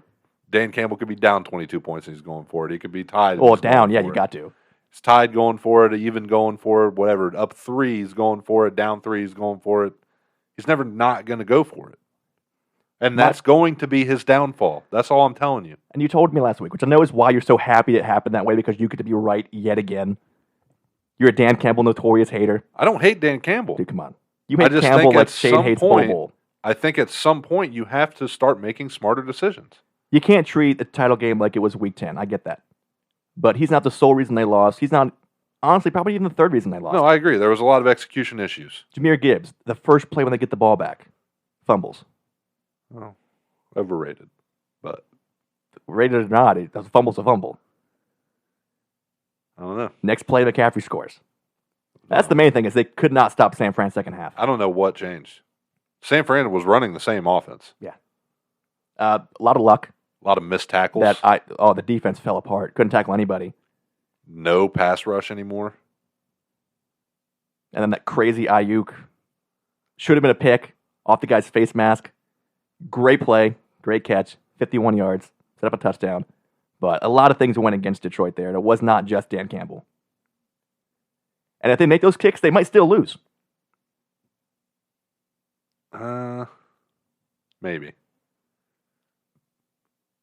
And more egregiously, I think, the other play call that I think is worse than not taking those kicks is handing the ball off in the goal line, having to waste a time out there. On what? It was second down, third down? Yeah. Pass the ball. You have another play left if you don't convert, and you save your timeout. And he admitted that one was on him. He's always owned up to his faults.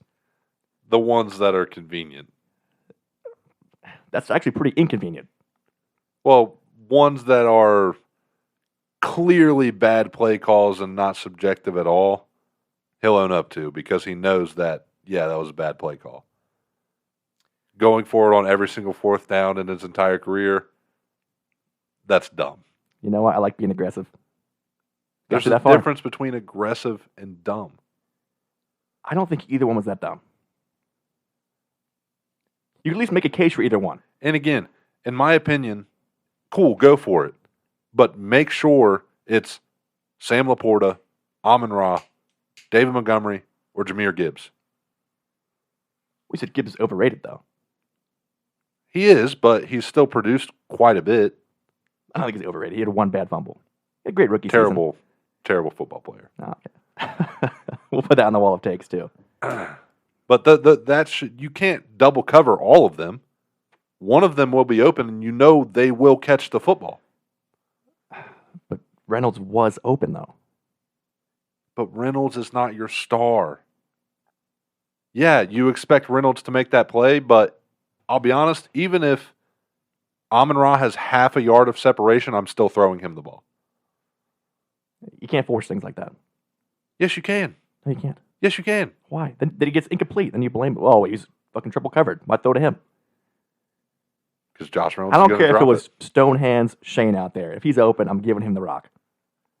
I think you got to target your stars on fourth down, especially in the playoffs. Look, 4th and 12, sure. 4th and 1. Well, you're tush pushing. If you're the Eagles. Again, not to take away from San Fran, because they played great second half. And they earned it yet again. They definitely need to... pair of close games. They definitely need to make sure they play a good first and second half. You can't go down 17 to Pat Mahomes. 2 weeks. Or I guess A week. Week and a half by the time you guys hear this. Yeah. Yeah. I'm ready for the full preview show next week. It's going to be good. Any other takeaways here you want to go over? No, that's pretty much it. Did the Lions ever make it back to this point?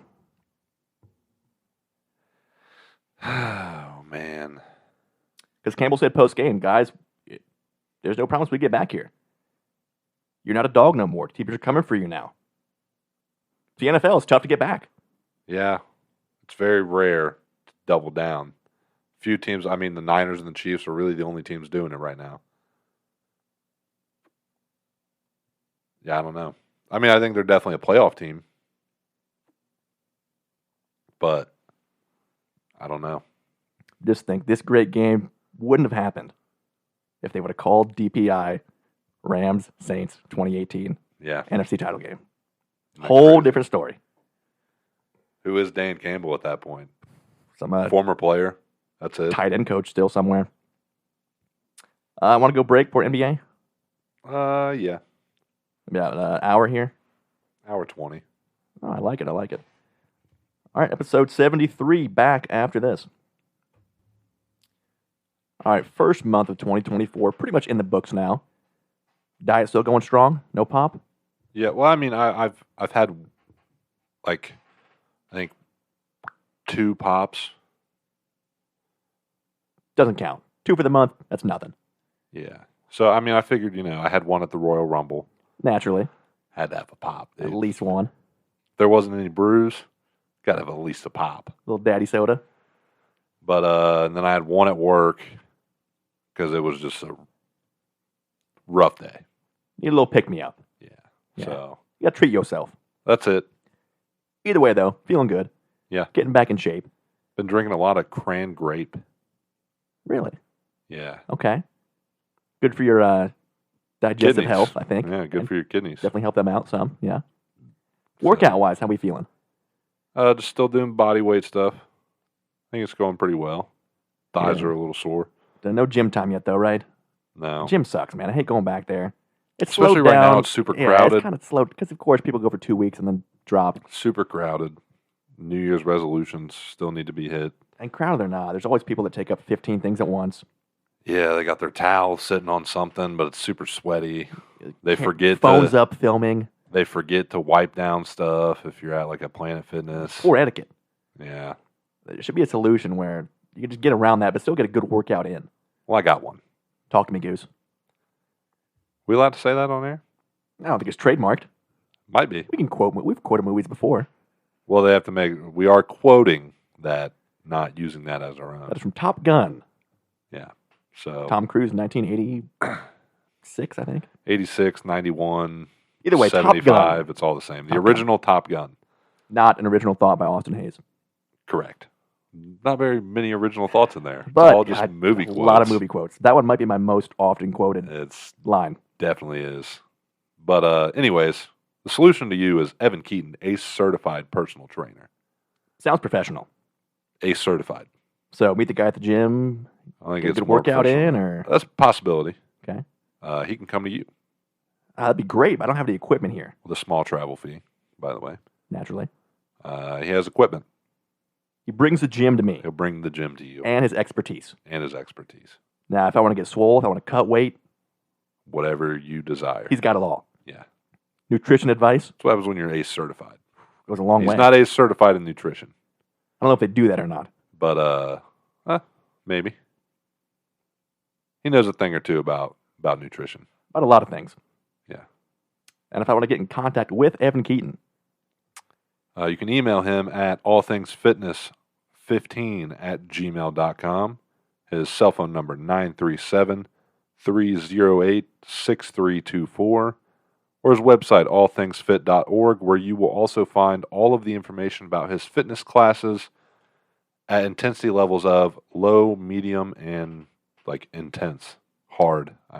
I forget what the exact it's terminology intense, is. I think. High intensity. High, low, medium, high is what it is. And I have to ask, of course, are there any videos on that website? I haven't checked since we started making that joke, but there could be. You should capitalize on maybe that. you thought it was a good idea. You should overlay that clip audio with some fitness video. That would be pretty epic, actually. And mutual promotion, you know. You scratch our back, we'll scratch yours. Yeah, I've been trying to talk him and Trey to start a podcast about their Marvel and Star Wars content that they do. That'd be dope. I even gave them the name. Oh, wow. Yeah. You came in creative like that. No, so they already have names, so I just combined the names. Okay, so little bit creative. Yeah, and You then have I the said ingredients. it'd be super easy to make a logo because they already both have logos.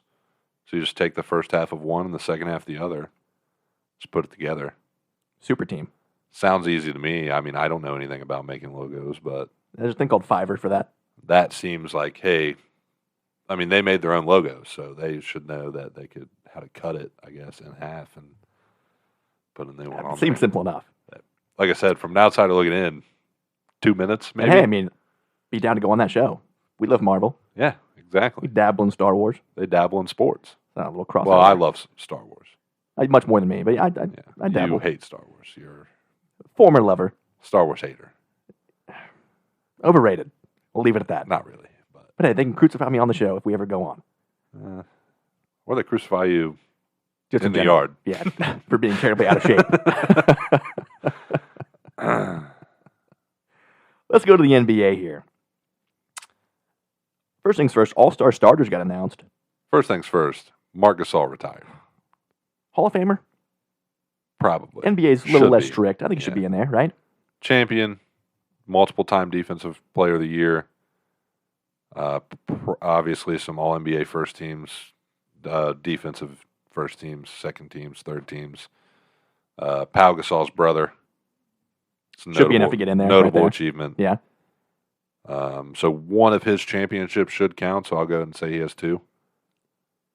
Because I'm sure he was there in the building. Closely associated. On an active roster. Yeah. So he should get at least one. But yeah, no, I think he'll be in the Hall of Fame Either way, excellent career. What, 17, 18 years? forever. Like as long as I've been alive, pretty much. Marc Gasol, the three things have been the thing. Marc Gasol, death, and taxes. I was going to say the Gasol brothers, the Lopez brothers, and taxes. probably the Plumlee brothers too, honestly.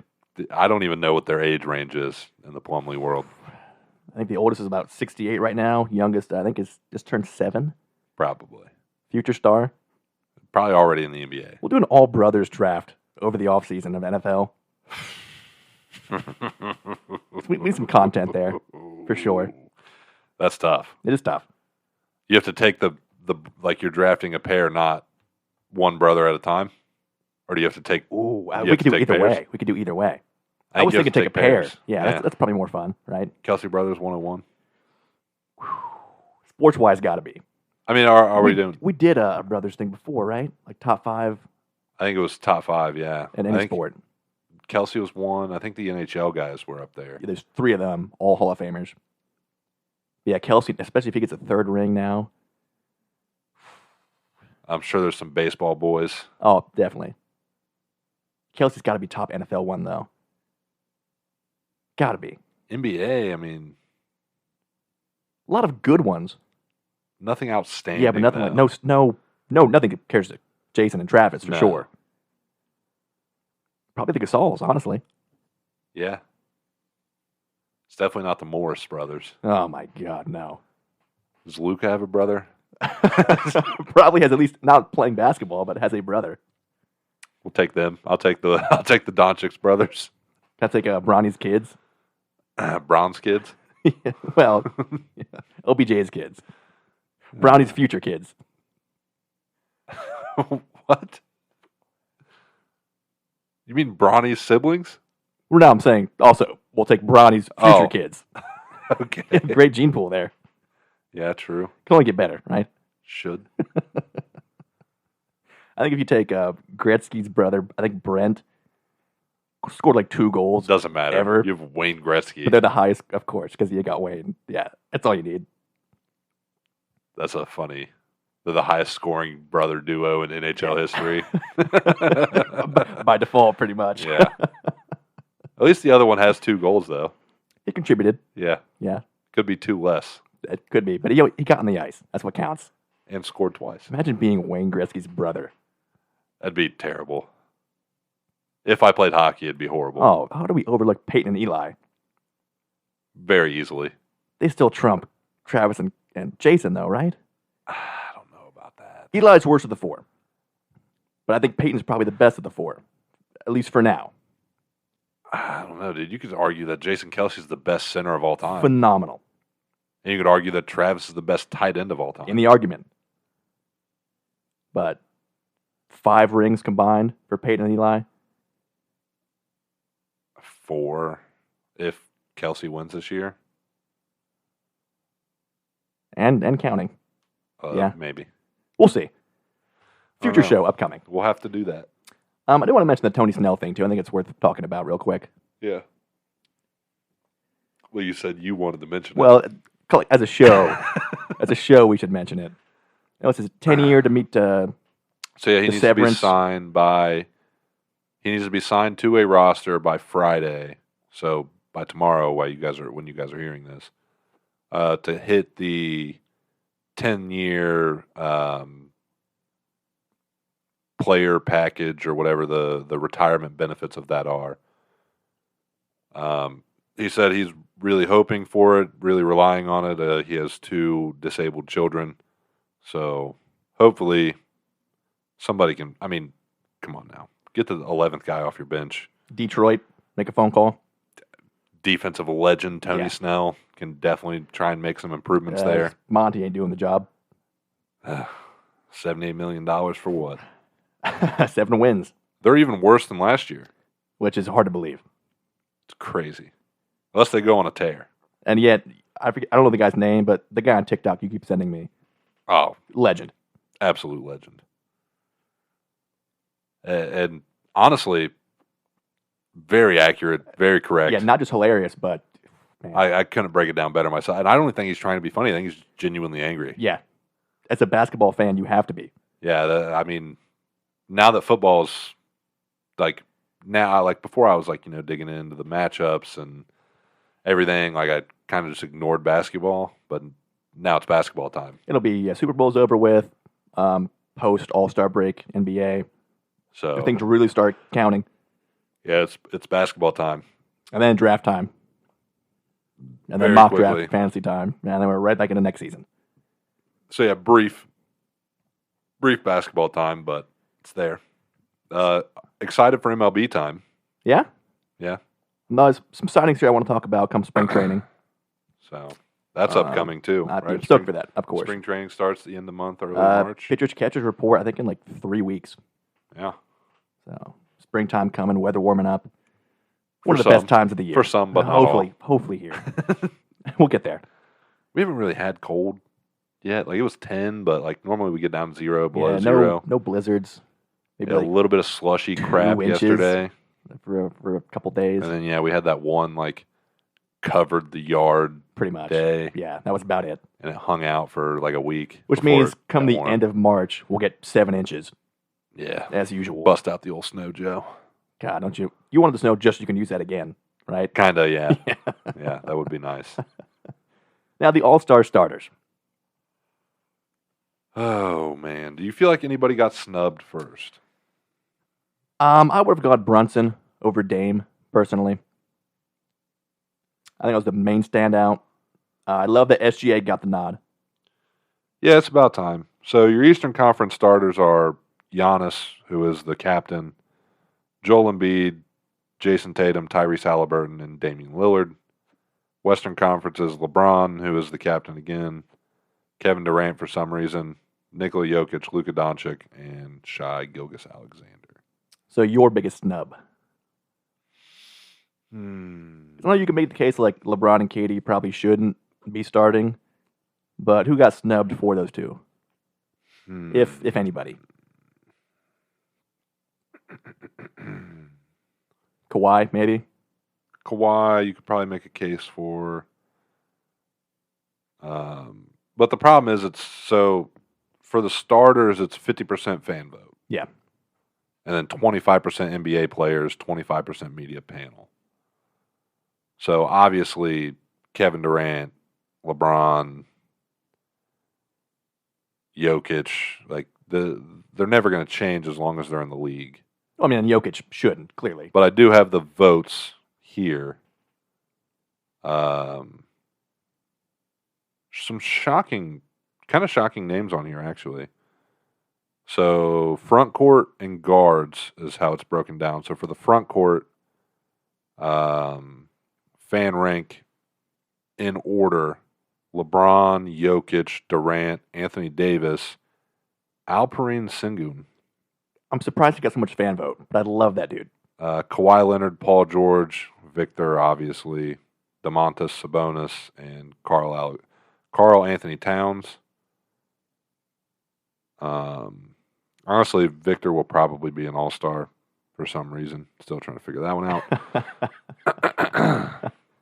The front court fan vote in order is Luka, Steph, Shai, Kyrie, Anthony Edwards, James Harden, De'Aaron Fox, Devin Booker, Ja Morant, and actually Jamal Murray was 13th, but he was 8th in the player rank and 6th in the media rank, so he's on here. So I don't know who the actual 10 is.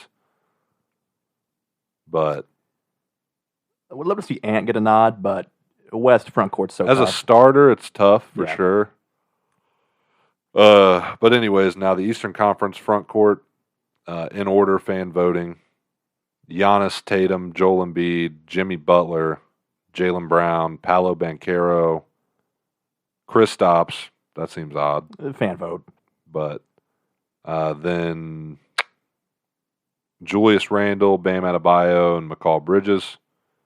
The guards fan vote is Tyrese Halliburton, Trae Young, then Damian Lillard, then Donovan Mitchell, then Jalen Brunson, Tyrese Maxey, Derek White, Drew Holiday, LaMelo Ball, and DeMar DeRozan at 10. So, but Tyrese was one in player rank, one in fan rank, and one in media rank. The only other person Well deserved. The only other person in the entire league that got the same voting like that is Giannis. Even in the West, nobody had one on everything. Like even LeBron, 2 for player, 1 for fan, and 2 for media. Where's Jokic?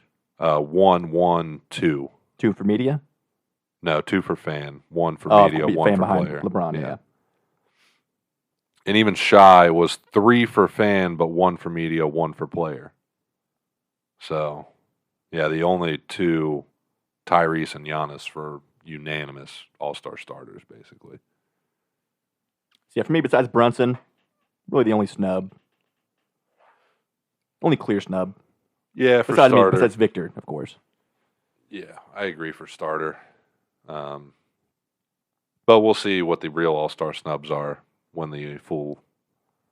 I don't know how they're doing it this year. It's East versus West, right? I was going to ask you that. I like it better, East versus West. I do. I do too. Like But- the picking the teams was fun. It was probably more fun for the players, but I Yeah. feel like East versus West is more fun for the fans. Yeah, I agree. So I believe they're going back to that. They are. So we'll see. I even forget how this part works. It changes almost year by year, So seemingly. yeah, we'll see. Either way, I'll take the over. Yes. On court, Luka's 73 points. The most since Kobe's 81. Got very efficient. I I was think he gonna shot say, like 30. stupid amount. 4 shots, I think, something like that. And didn't need 30 free throws either. No, he did not. But he's not also not hurt either. So, Well, allegedly. It wasn't forced to play hurt. and did he have double-digit rebounds too? I think it was like, 73, 14, and like 9. Imagine a 73-point triple-double. I think game score-wise, it was like third highest all time. Behind Jordan and... I want to say Jokic even. I believe so. Yeah. Just outrageous. And doing it all pretty much by himself. The past 25 games, he's averaging like 37, 12, and 10 on Crazy. typical Luka shooting. Yeah. Like not the most efficient, but still 65% true shooting. Which is a lot more efficient than it feels like. Yeah.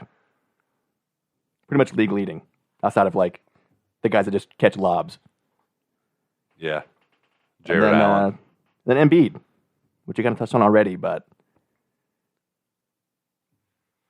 Did you? I wish Shane was here. Did we get Has the MRI No details from what I've results? seen. Nothing yet. No, but I know it's a different injury than what he was battling previously. So could be significant. Definitely out of the MVP run, I would assume. I know by this point last year he missed as many games as he's missed this year and still played 66. So Maybe not. not impossible, but this new injury I'd Unlikely. say definitely unlikely.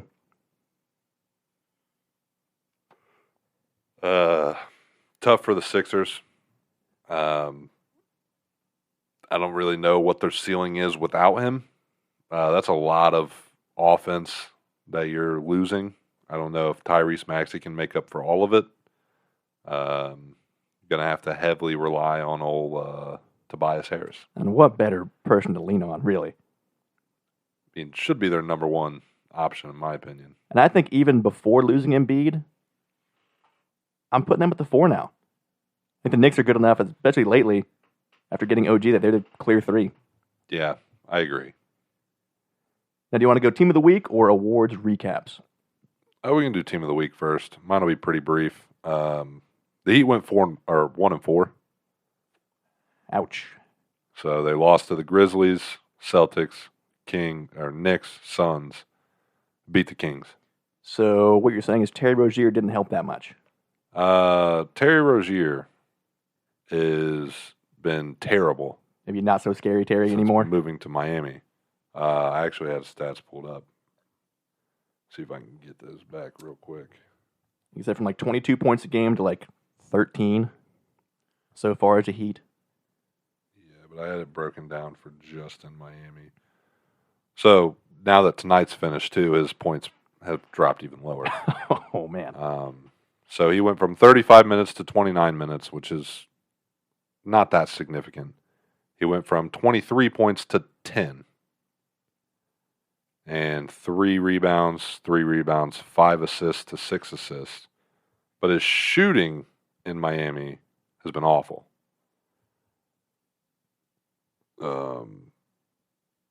Let's see. In Miami, he's shooting 38% from the floor overall, 35% from 3, which is a career low. Well, sorry, except his rookie year where he was averaging less than 1 shot per game.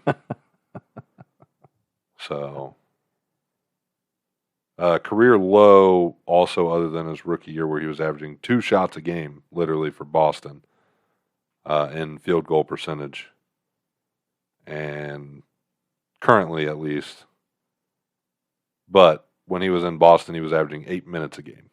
So, yeah, it's not looking good. He's also averaging 2 fouls, 2 turnovers, and a semi-career low in points per game. So, Small sample size. Still time to turn things around, right the ship. sure. I wouldn't sell all my stock of Scary Terry yet, but I wouldn't have bought any to begin with. My Clippers went the complete opposite, 4-1. Beat the Lakers. Well, that's why I did that. So we're, yin and yang. Both ends of the spectrum. Equally balanced as all things should be. Exactly. Beat the Lakers, Raptors, and Celtics. Lost to your Cavs. Naturally. And then beat the Wizards tonight, of course. Kawhi, in his past 25 games, shooting 60-40-90. It's impressive. And playing pretty much every game. Fingers Also crossed. impressive. That's my bold prediction. Kawhi wants to play basketball. Who would have thunk it? Yet again. New team of the week. I forgot to do that part. Well, I'll go ahead and take the lead here real quick. Going with your Cleveland Cavaliers, 11-2 this month to close the month out. I'm just going to piggyback on that because I haven't picked them yet. Yeah. And now that I'm going to be watching ball, they're going to be the ones that I'm watching or targeting to watch. They beat Detroit tonight in Garland's return to the court. Great game. And they go to Memphis, to the Spurs, and host the Kings. Again, and on fire. And now getting Garland back too. Should win out, realistically. And now, if Embiid's out for a while, maybe the Cavs go to 4, Sixers to 5. Maybe, yeah. But before recap, though, I do want to go over MVP talk. Before the injury, and even now, he can still make the qualification. There's like 5 guys who would win MVP pretty much any other year. Yeah, for all different reasons, And too. I don't know who the front runner is. Jokic, 26, 12, and 9 on 58%, 35%, 81% splits, 65% true shooting. And coasting. I mean, it makes it look so easy. Luka, 35, 9, and 10. 49%, 37%, 78%, with no help right now. But defensive liability lately. But playing 45 minutes a game. Nick Nurse may have taken over the Mavs coaching job. Shea, 31, 6 and 6, 55%, 34%, 89%. The league leader in steals and the best defensive rating among guards. And then Giannis. Dark horse depoy. Giannis getting no love. Never. Because we're sick of him. It's seems Giannis, like. yeah. Same treatment for Jokic. Yeah. The 31, 12 and 6, 60% shooting. Typical Giannis, 28% from 3. 66% from the strike, but 64% true shooting. And a defensive, top 3 guy in the league still. What's it come down to? Team success? Probably. In that case, Luka's probably 4th because the Mavs are going to be 7, 8 seed at best. Even getting back full health, probably. Maybe they go on a tear, but yeah, you're not wrong. I love Shea. Is it enough to take over MVP already? We like something new. And again, great two-way player. Honestly, as far as well-rounded players go, in my opinion, Shea should be the favorite. I agree. But media-wise... Maybe other than Giannis. Yeah. And stylistically, not as flashy as, Luka and Jokic and even Giannis to a degree. But and then Embiid. Definitely very fun to watch. If you like actual basketball. Yeah. So only one guy can win. Do you like the idea of a West and East MVP? No. Never? No. Because Nope. I'd love to have 2 of these guys be able to win, Giannis and Jokic both. Why not? Yeah, but even then, that still doesn't solve your problem. It solves some of It's it. Giannis versus Embiid, and then Luka, Jokic, and Shai versus each other. Great, you get 2 guys that get to win. Yeah, but it's not. I don't know. I feel like the West is so top heavy in the conversation that it wouldn't really make anything better. The conversation would just change from a 5-guy race to a 3-guy race. Which any other year it usually is. Yeah. Now we just happen to have 5. I even want to throw Tyrese in there. He's playing so well, but again, team success and clearly not as good as these other 5 guys. Yeah. Luka only like 0.4 points behind Embiid now for the league, and probably going to overtake that. Should. We'll see come post All-Star break who makes their push as a team, who stays healthy. Hopefully all of them, because they're all so fun to watch. Then awards-wise, it's been about like 2 months here, right? It's been a while, yeah. It's been a while. Since I could give my awards recap. There you go. It's been a while since Shane's been on the show. MVP. I had Jason Tatum. He is currently sitting at plus 3,700. If there is, obviously the team success is going to play in. I expect his scoring to go up, his rebounding to go up, his assists to probably stay the same, and his defense to get better post All-Star break. Still a chance. Long race ahead. Hopefully he can pull it off. He is 5th behind those 4 guys mentioned. And then I got Giannis at plus 700. I think he's 3rd. Same thing, though. Like, he's not going to win. He's got to average 40, 15, and 10 just to even get the votes. DPOY. I got Drew Holiday, plus 9,500. Long shot. Never know. Long shot, but I think underrated. A lot of those guys really are. If you're not putting up sexy block and Well, steal like numbers. Shai should be up there because he's leading the league in steals. Yeah. He's not even, I don't think, top 10. Exactly. So, yeah, I don't know. I got Bam Adebayo, plus 3,500. I think he's now 4th. Again, I feel like also still kind of underrated overall. Can guard 1 through 5 easily. Rookie of the year, Chet should win, should be the favorite. Victor's just way too overhyped. That's all it is. It's a hype competition. I love Chet. I mean, I love Victor too, but just watch Chet. Chet's a better basketball efficiency player. overall, yeah. And if Chet was 7'3", imagine that. Wait, 7'1"? Yeah, but imagine 2 more. Come on, and another what? 6 inch on the wingspan. Just that is all you need to. The height doesn't really matter. Yeah. And also, being on a better team helps too. Yeah. I don't want to even. I had a fellow named Scoot Henderson. You ever heard of him? G League legend. There's only 2 guys you can actually bet on, and it's Chet and Victor, because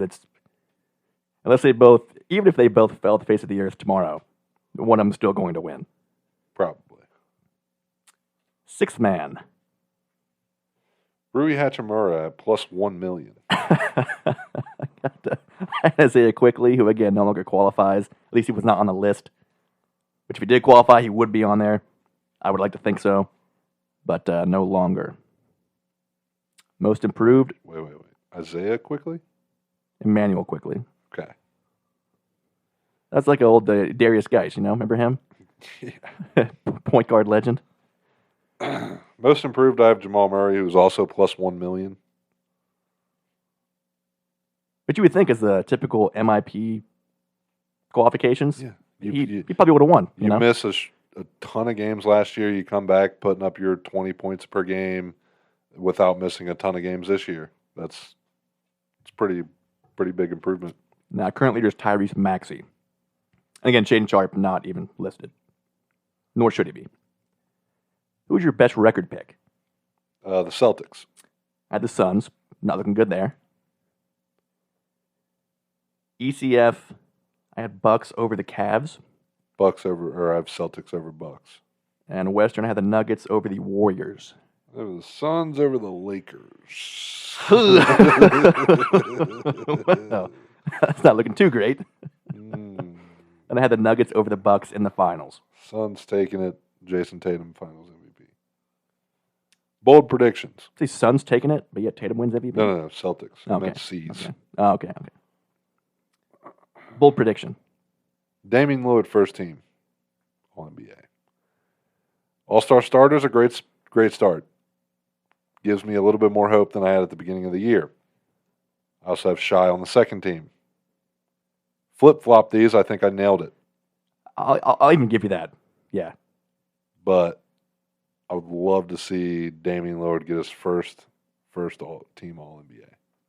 My bold was Kawhi Leonard playing 65-plus games. We're on a good track. What's he at? He's not played missed probably more than, maybe missed 5 or 6. Nice. And that's not injury. That's just taking nights off. Yeah, that's just a rest. Do you recall Shane's? No. They're probably terrible. I want to say he said Giannis winning MVP and rookie DPOY. DPOY. He did have that, I think he had Wemby for Rookie of the Year. naturally. I thought his bold was something stupid, though. Oh, man. Who did he pick for most improved? He might have picked Maxey for most improved. Actually, I want to say you're right. So he's on track to nailing that. No. Oh, no. It was Cam Thomas. It was. Yeah. Yep, you're right. Yeah, it was Cam Thomas. Take it back, not on track to nailing that. Correct. 6-man. Did you guys both pick Emmanuel quickly? He might have piggybacked on mine. We'll Either recap that, next or week. I I feel don't like recall. maybe he picked Brogdon to double down. That also sounds right to me, though. Either way, hopefully when he's back next week, we'll do a quick little rehash. Yeah, we can rehash his. UFC-wise, really nothing to talk about this week. No news. Little fight night There's card. a little small fight card, which again should be The entertaining. main event for 300 has not been released yet. Is Dana oiled up?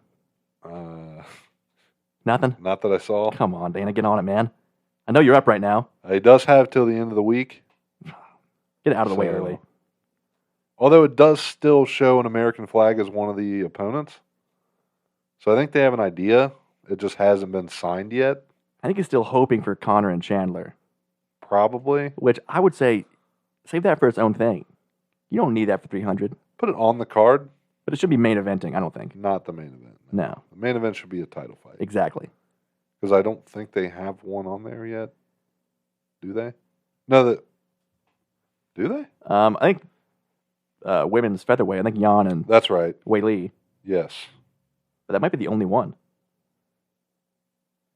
So yeah, you need a big title fight. Yeah, that's it. Well, the BMF. BMF, if you count that. Now, maybe he's hoping for, which I guess wouldn't fit the American thing, but DDP's talked about maybe going to 300. You bring in DDP and Izzy.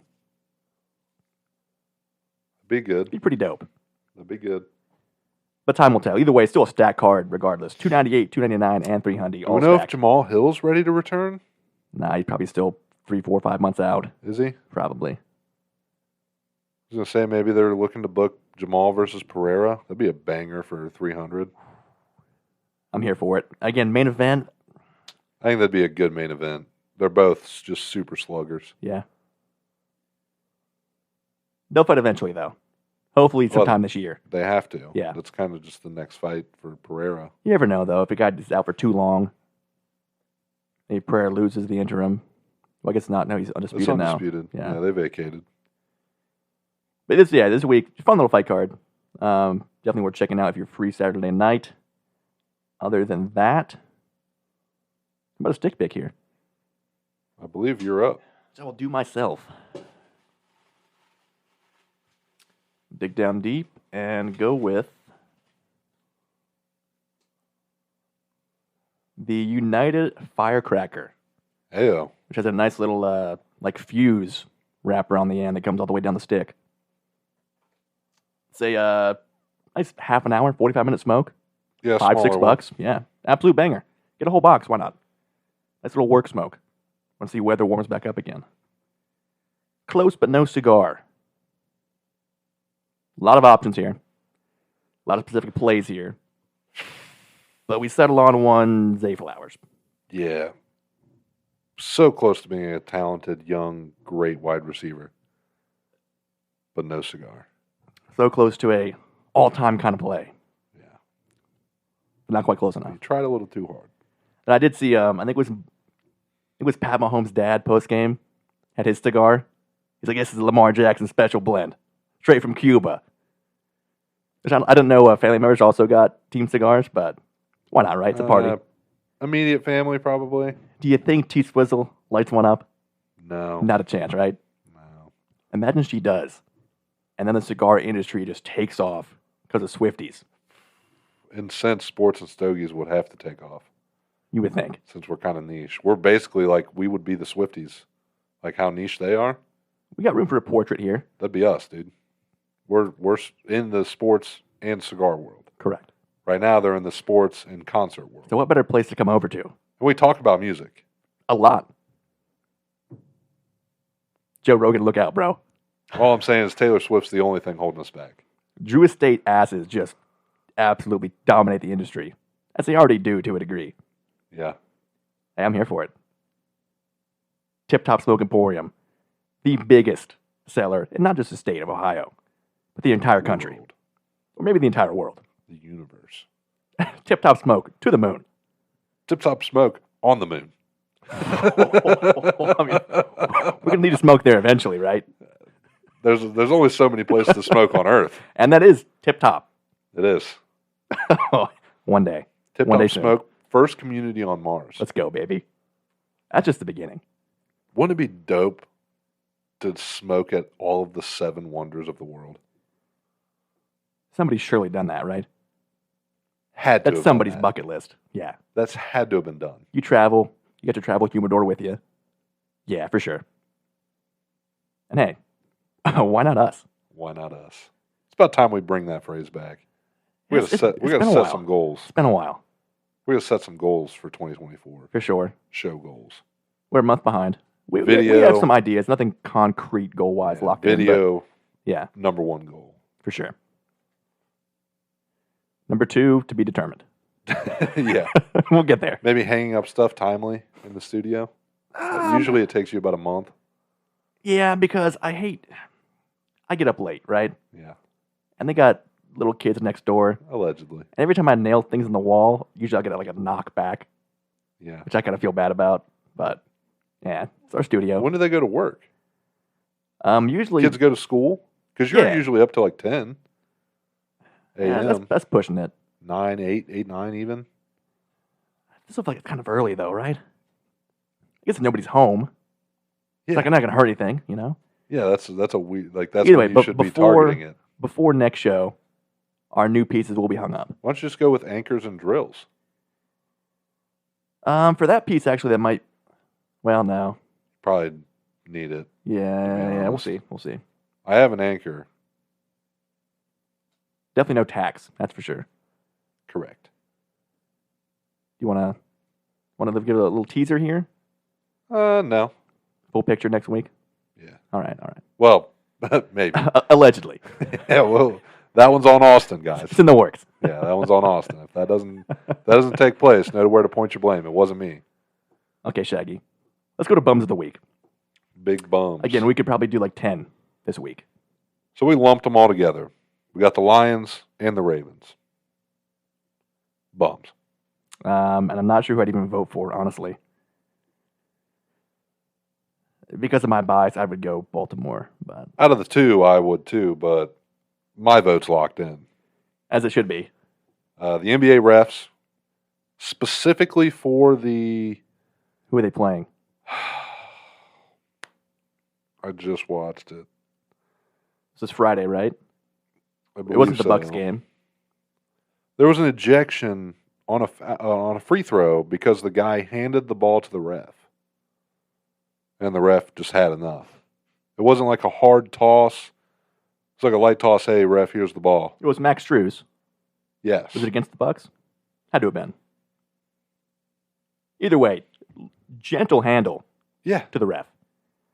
But apparently it was 3-year-old drama? Was that a joke? That was a joke. Was it? Yeah. Can we make it real? That was a joke. Can we start a rumor right here? Maybe Max Strus had a little run with her 3 years ago. I don't know, but ejected right there. Not even teched up. No. Gone. Straight tossed. There's been way too much of that this year. Across the board. Yeah. People are just getting tossed. For nothing.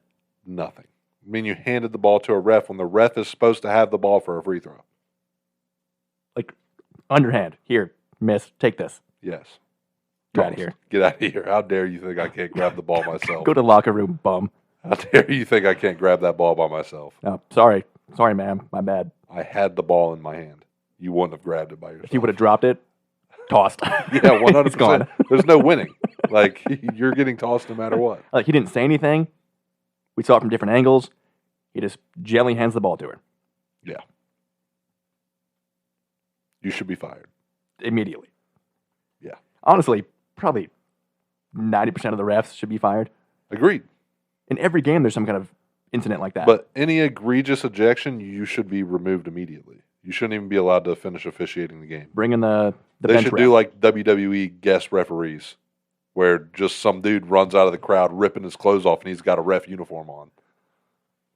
Mark Gasol, come on down, dude. They don't even do an announcement. They just have a backup official somewhere in the arena. Nobody knows where he's at. Oh, man. Lights go down. Theme song comes on.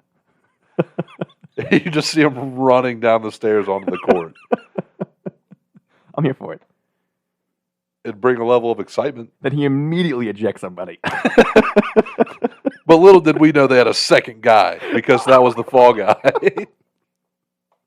By God, JR, that player had a family. Bum of the week could be the WWE news this week. No. That's for a different podcast. Yeah, we can stay away from that nonsense. And last but not least, the Detroit Monty Pistons Williams. defense. No, or Monty. Yeah, I locked Okay, in Monty. okay. Monty Williams. That's my vote. Monty Williams is terrible. Overrated based on his tenure with the Suns, obviously. The Pistons are worse than they were last year. And it was 7 more years to go. Yeah. So, good luck, Detroit. Will they win more than 30 games in his tenure? Ever? over the next 7 years combined. They might get to 30 if you combine the next 7 years. Yeah. Only time will tell. They have to hit the lottery on a draft pick, man. Man, they'll get like Because Cade Cunningham, not great. not as a number one guy. Sar Thompson, very well, but again, Role player going to be for a peak yeah. probably. So, yeah, they got to hit the lottery. Good luck. They've not done well at picking people so far. Like, ever. Since what, Ben Wallace? Probably. Andre Drummond, I guess. Yeah. He's quality for them. I don't think they ever should have moved him, my opinion. It's Detroit. But, yeah, what, Ben Wallace and Andre Drummond in the last 20 years? Yeah. That's pretty much it. Well, Rip Hamilton. Is he a lottery pick, though? No, I'm just saying they Just in just general? need to get a good draft pick. Yeah. I can't think of any other note. And I don't even know if I think he was drafted by the Pistons. They're not bringing anybody in No, who wants to go to Detroit. nobody. Not with that team. I will say maybe because you can sign me for $2.2 billion because you have no cap space, because you have unlimited cap, you have not a single player under contract for any crazy amount of money. That'd be the way you got me. Their only move is he won't be Bring worthy. Michael Jordan out of retirement. No, you draft Bronny. Because you know Braun's coming in. You go against the script. Correct. And even you're so bad, LeBron's like, you know what? I don't need to play with my son, Yeah, actually. I kinda- retire. I changed my mind. I retire. I'm not moving Yeah. to Detroit. I'm out. It would have been cool if he would have got drafted by the Lakers, but, or even the Clippers. Anybody else. Or maybe Cleveland. Or Miami or Chicago or Charlotte. or anywhere The else. Nets. But not a fan of Detroit. Don't care for it. Yep, not a fan. So we're just gonna stay put. LeBron, player, coach. Monty's gone. Nope, Still not worth it. don't even think he would take that. Player, coach, GM, owner. Well, that's just LeBron James. Pretty much. And the last thing I want to mention before wrap up, my Edmonton Oilers. 15, check that, 16 straight wins, one shy of tying the all-time NHL record as they go to the All-Star break. As a lifetime fan, it's a good feeling, Well, when you guys keep buying players, Running Corey Perry. Yeah. Who's like 90 years old, dude. well, it's the Parameister, dude. The Parinator. Take us home, brother. Well, you know what we always say. S&S. To To the moon.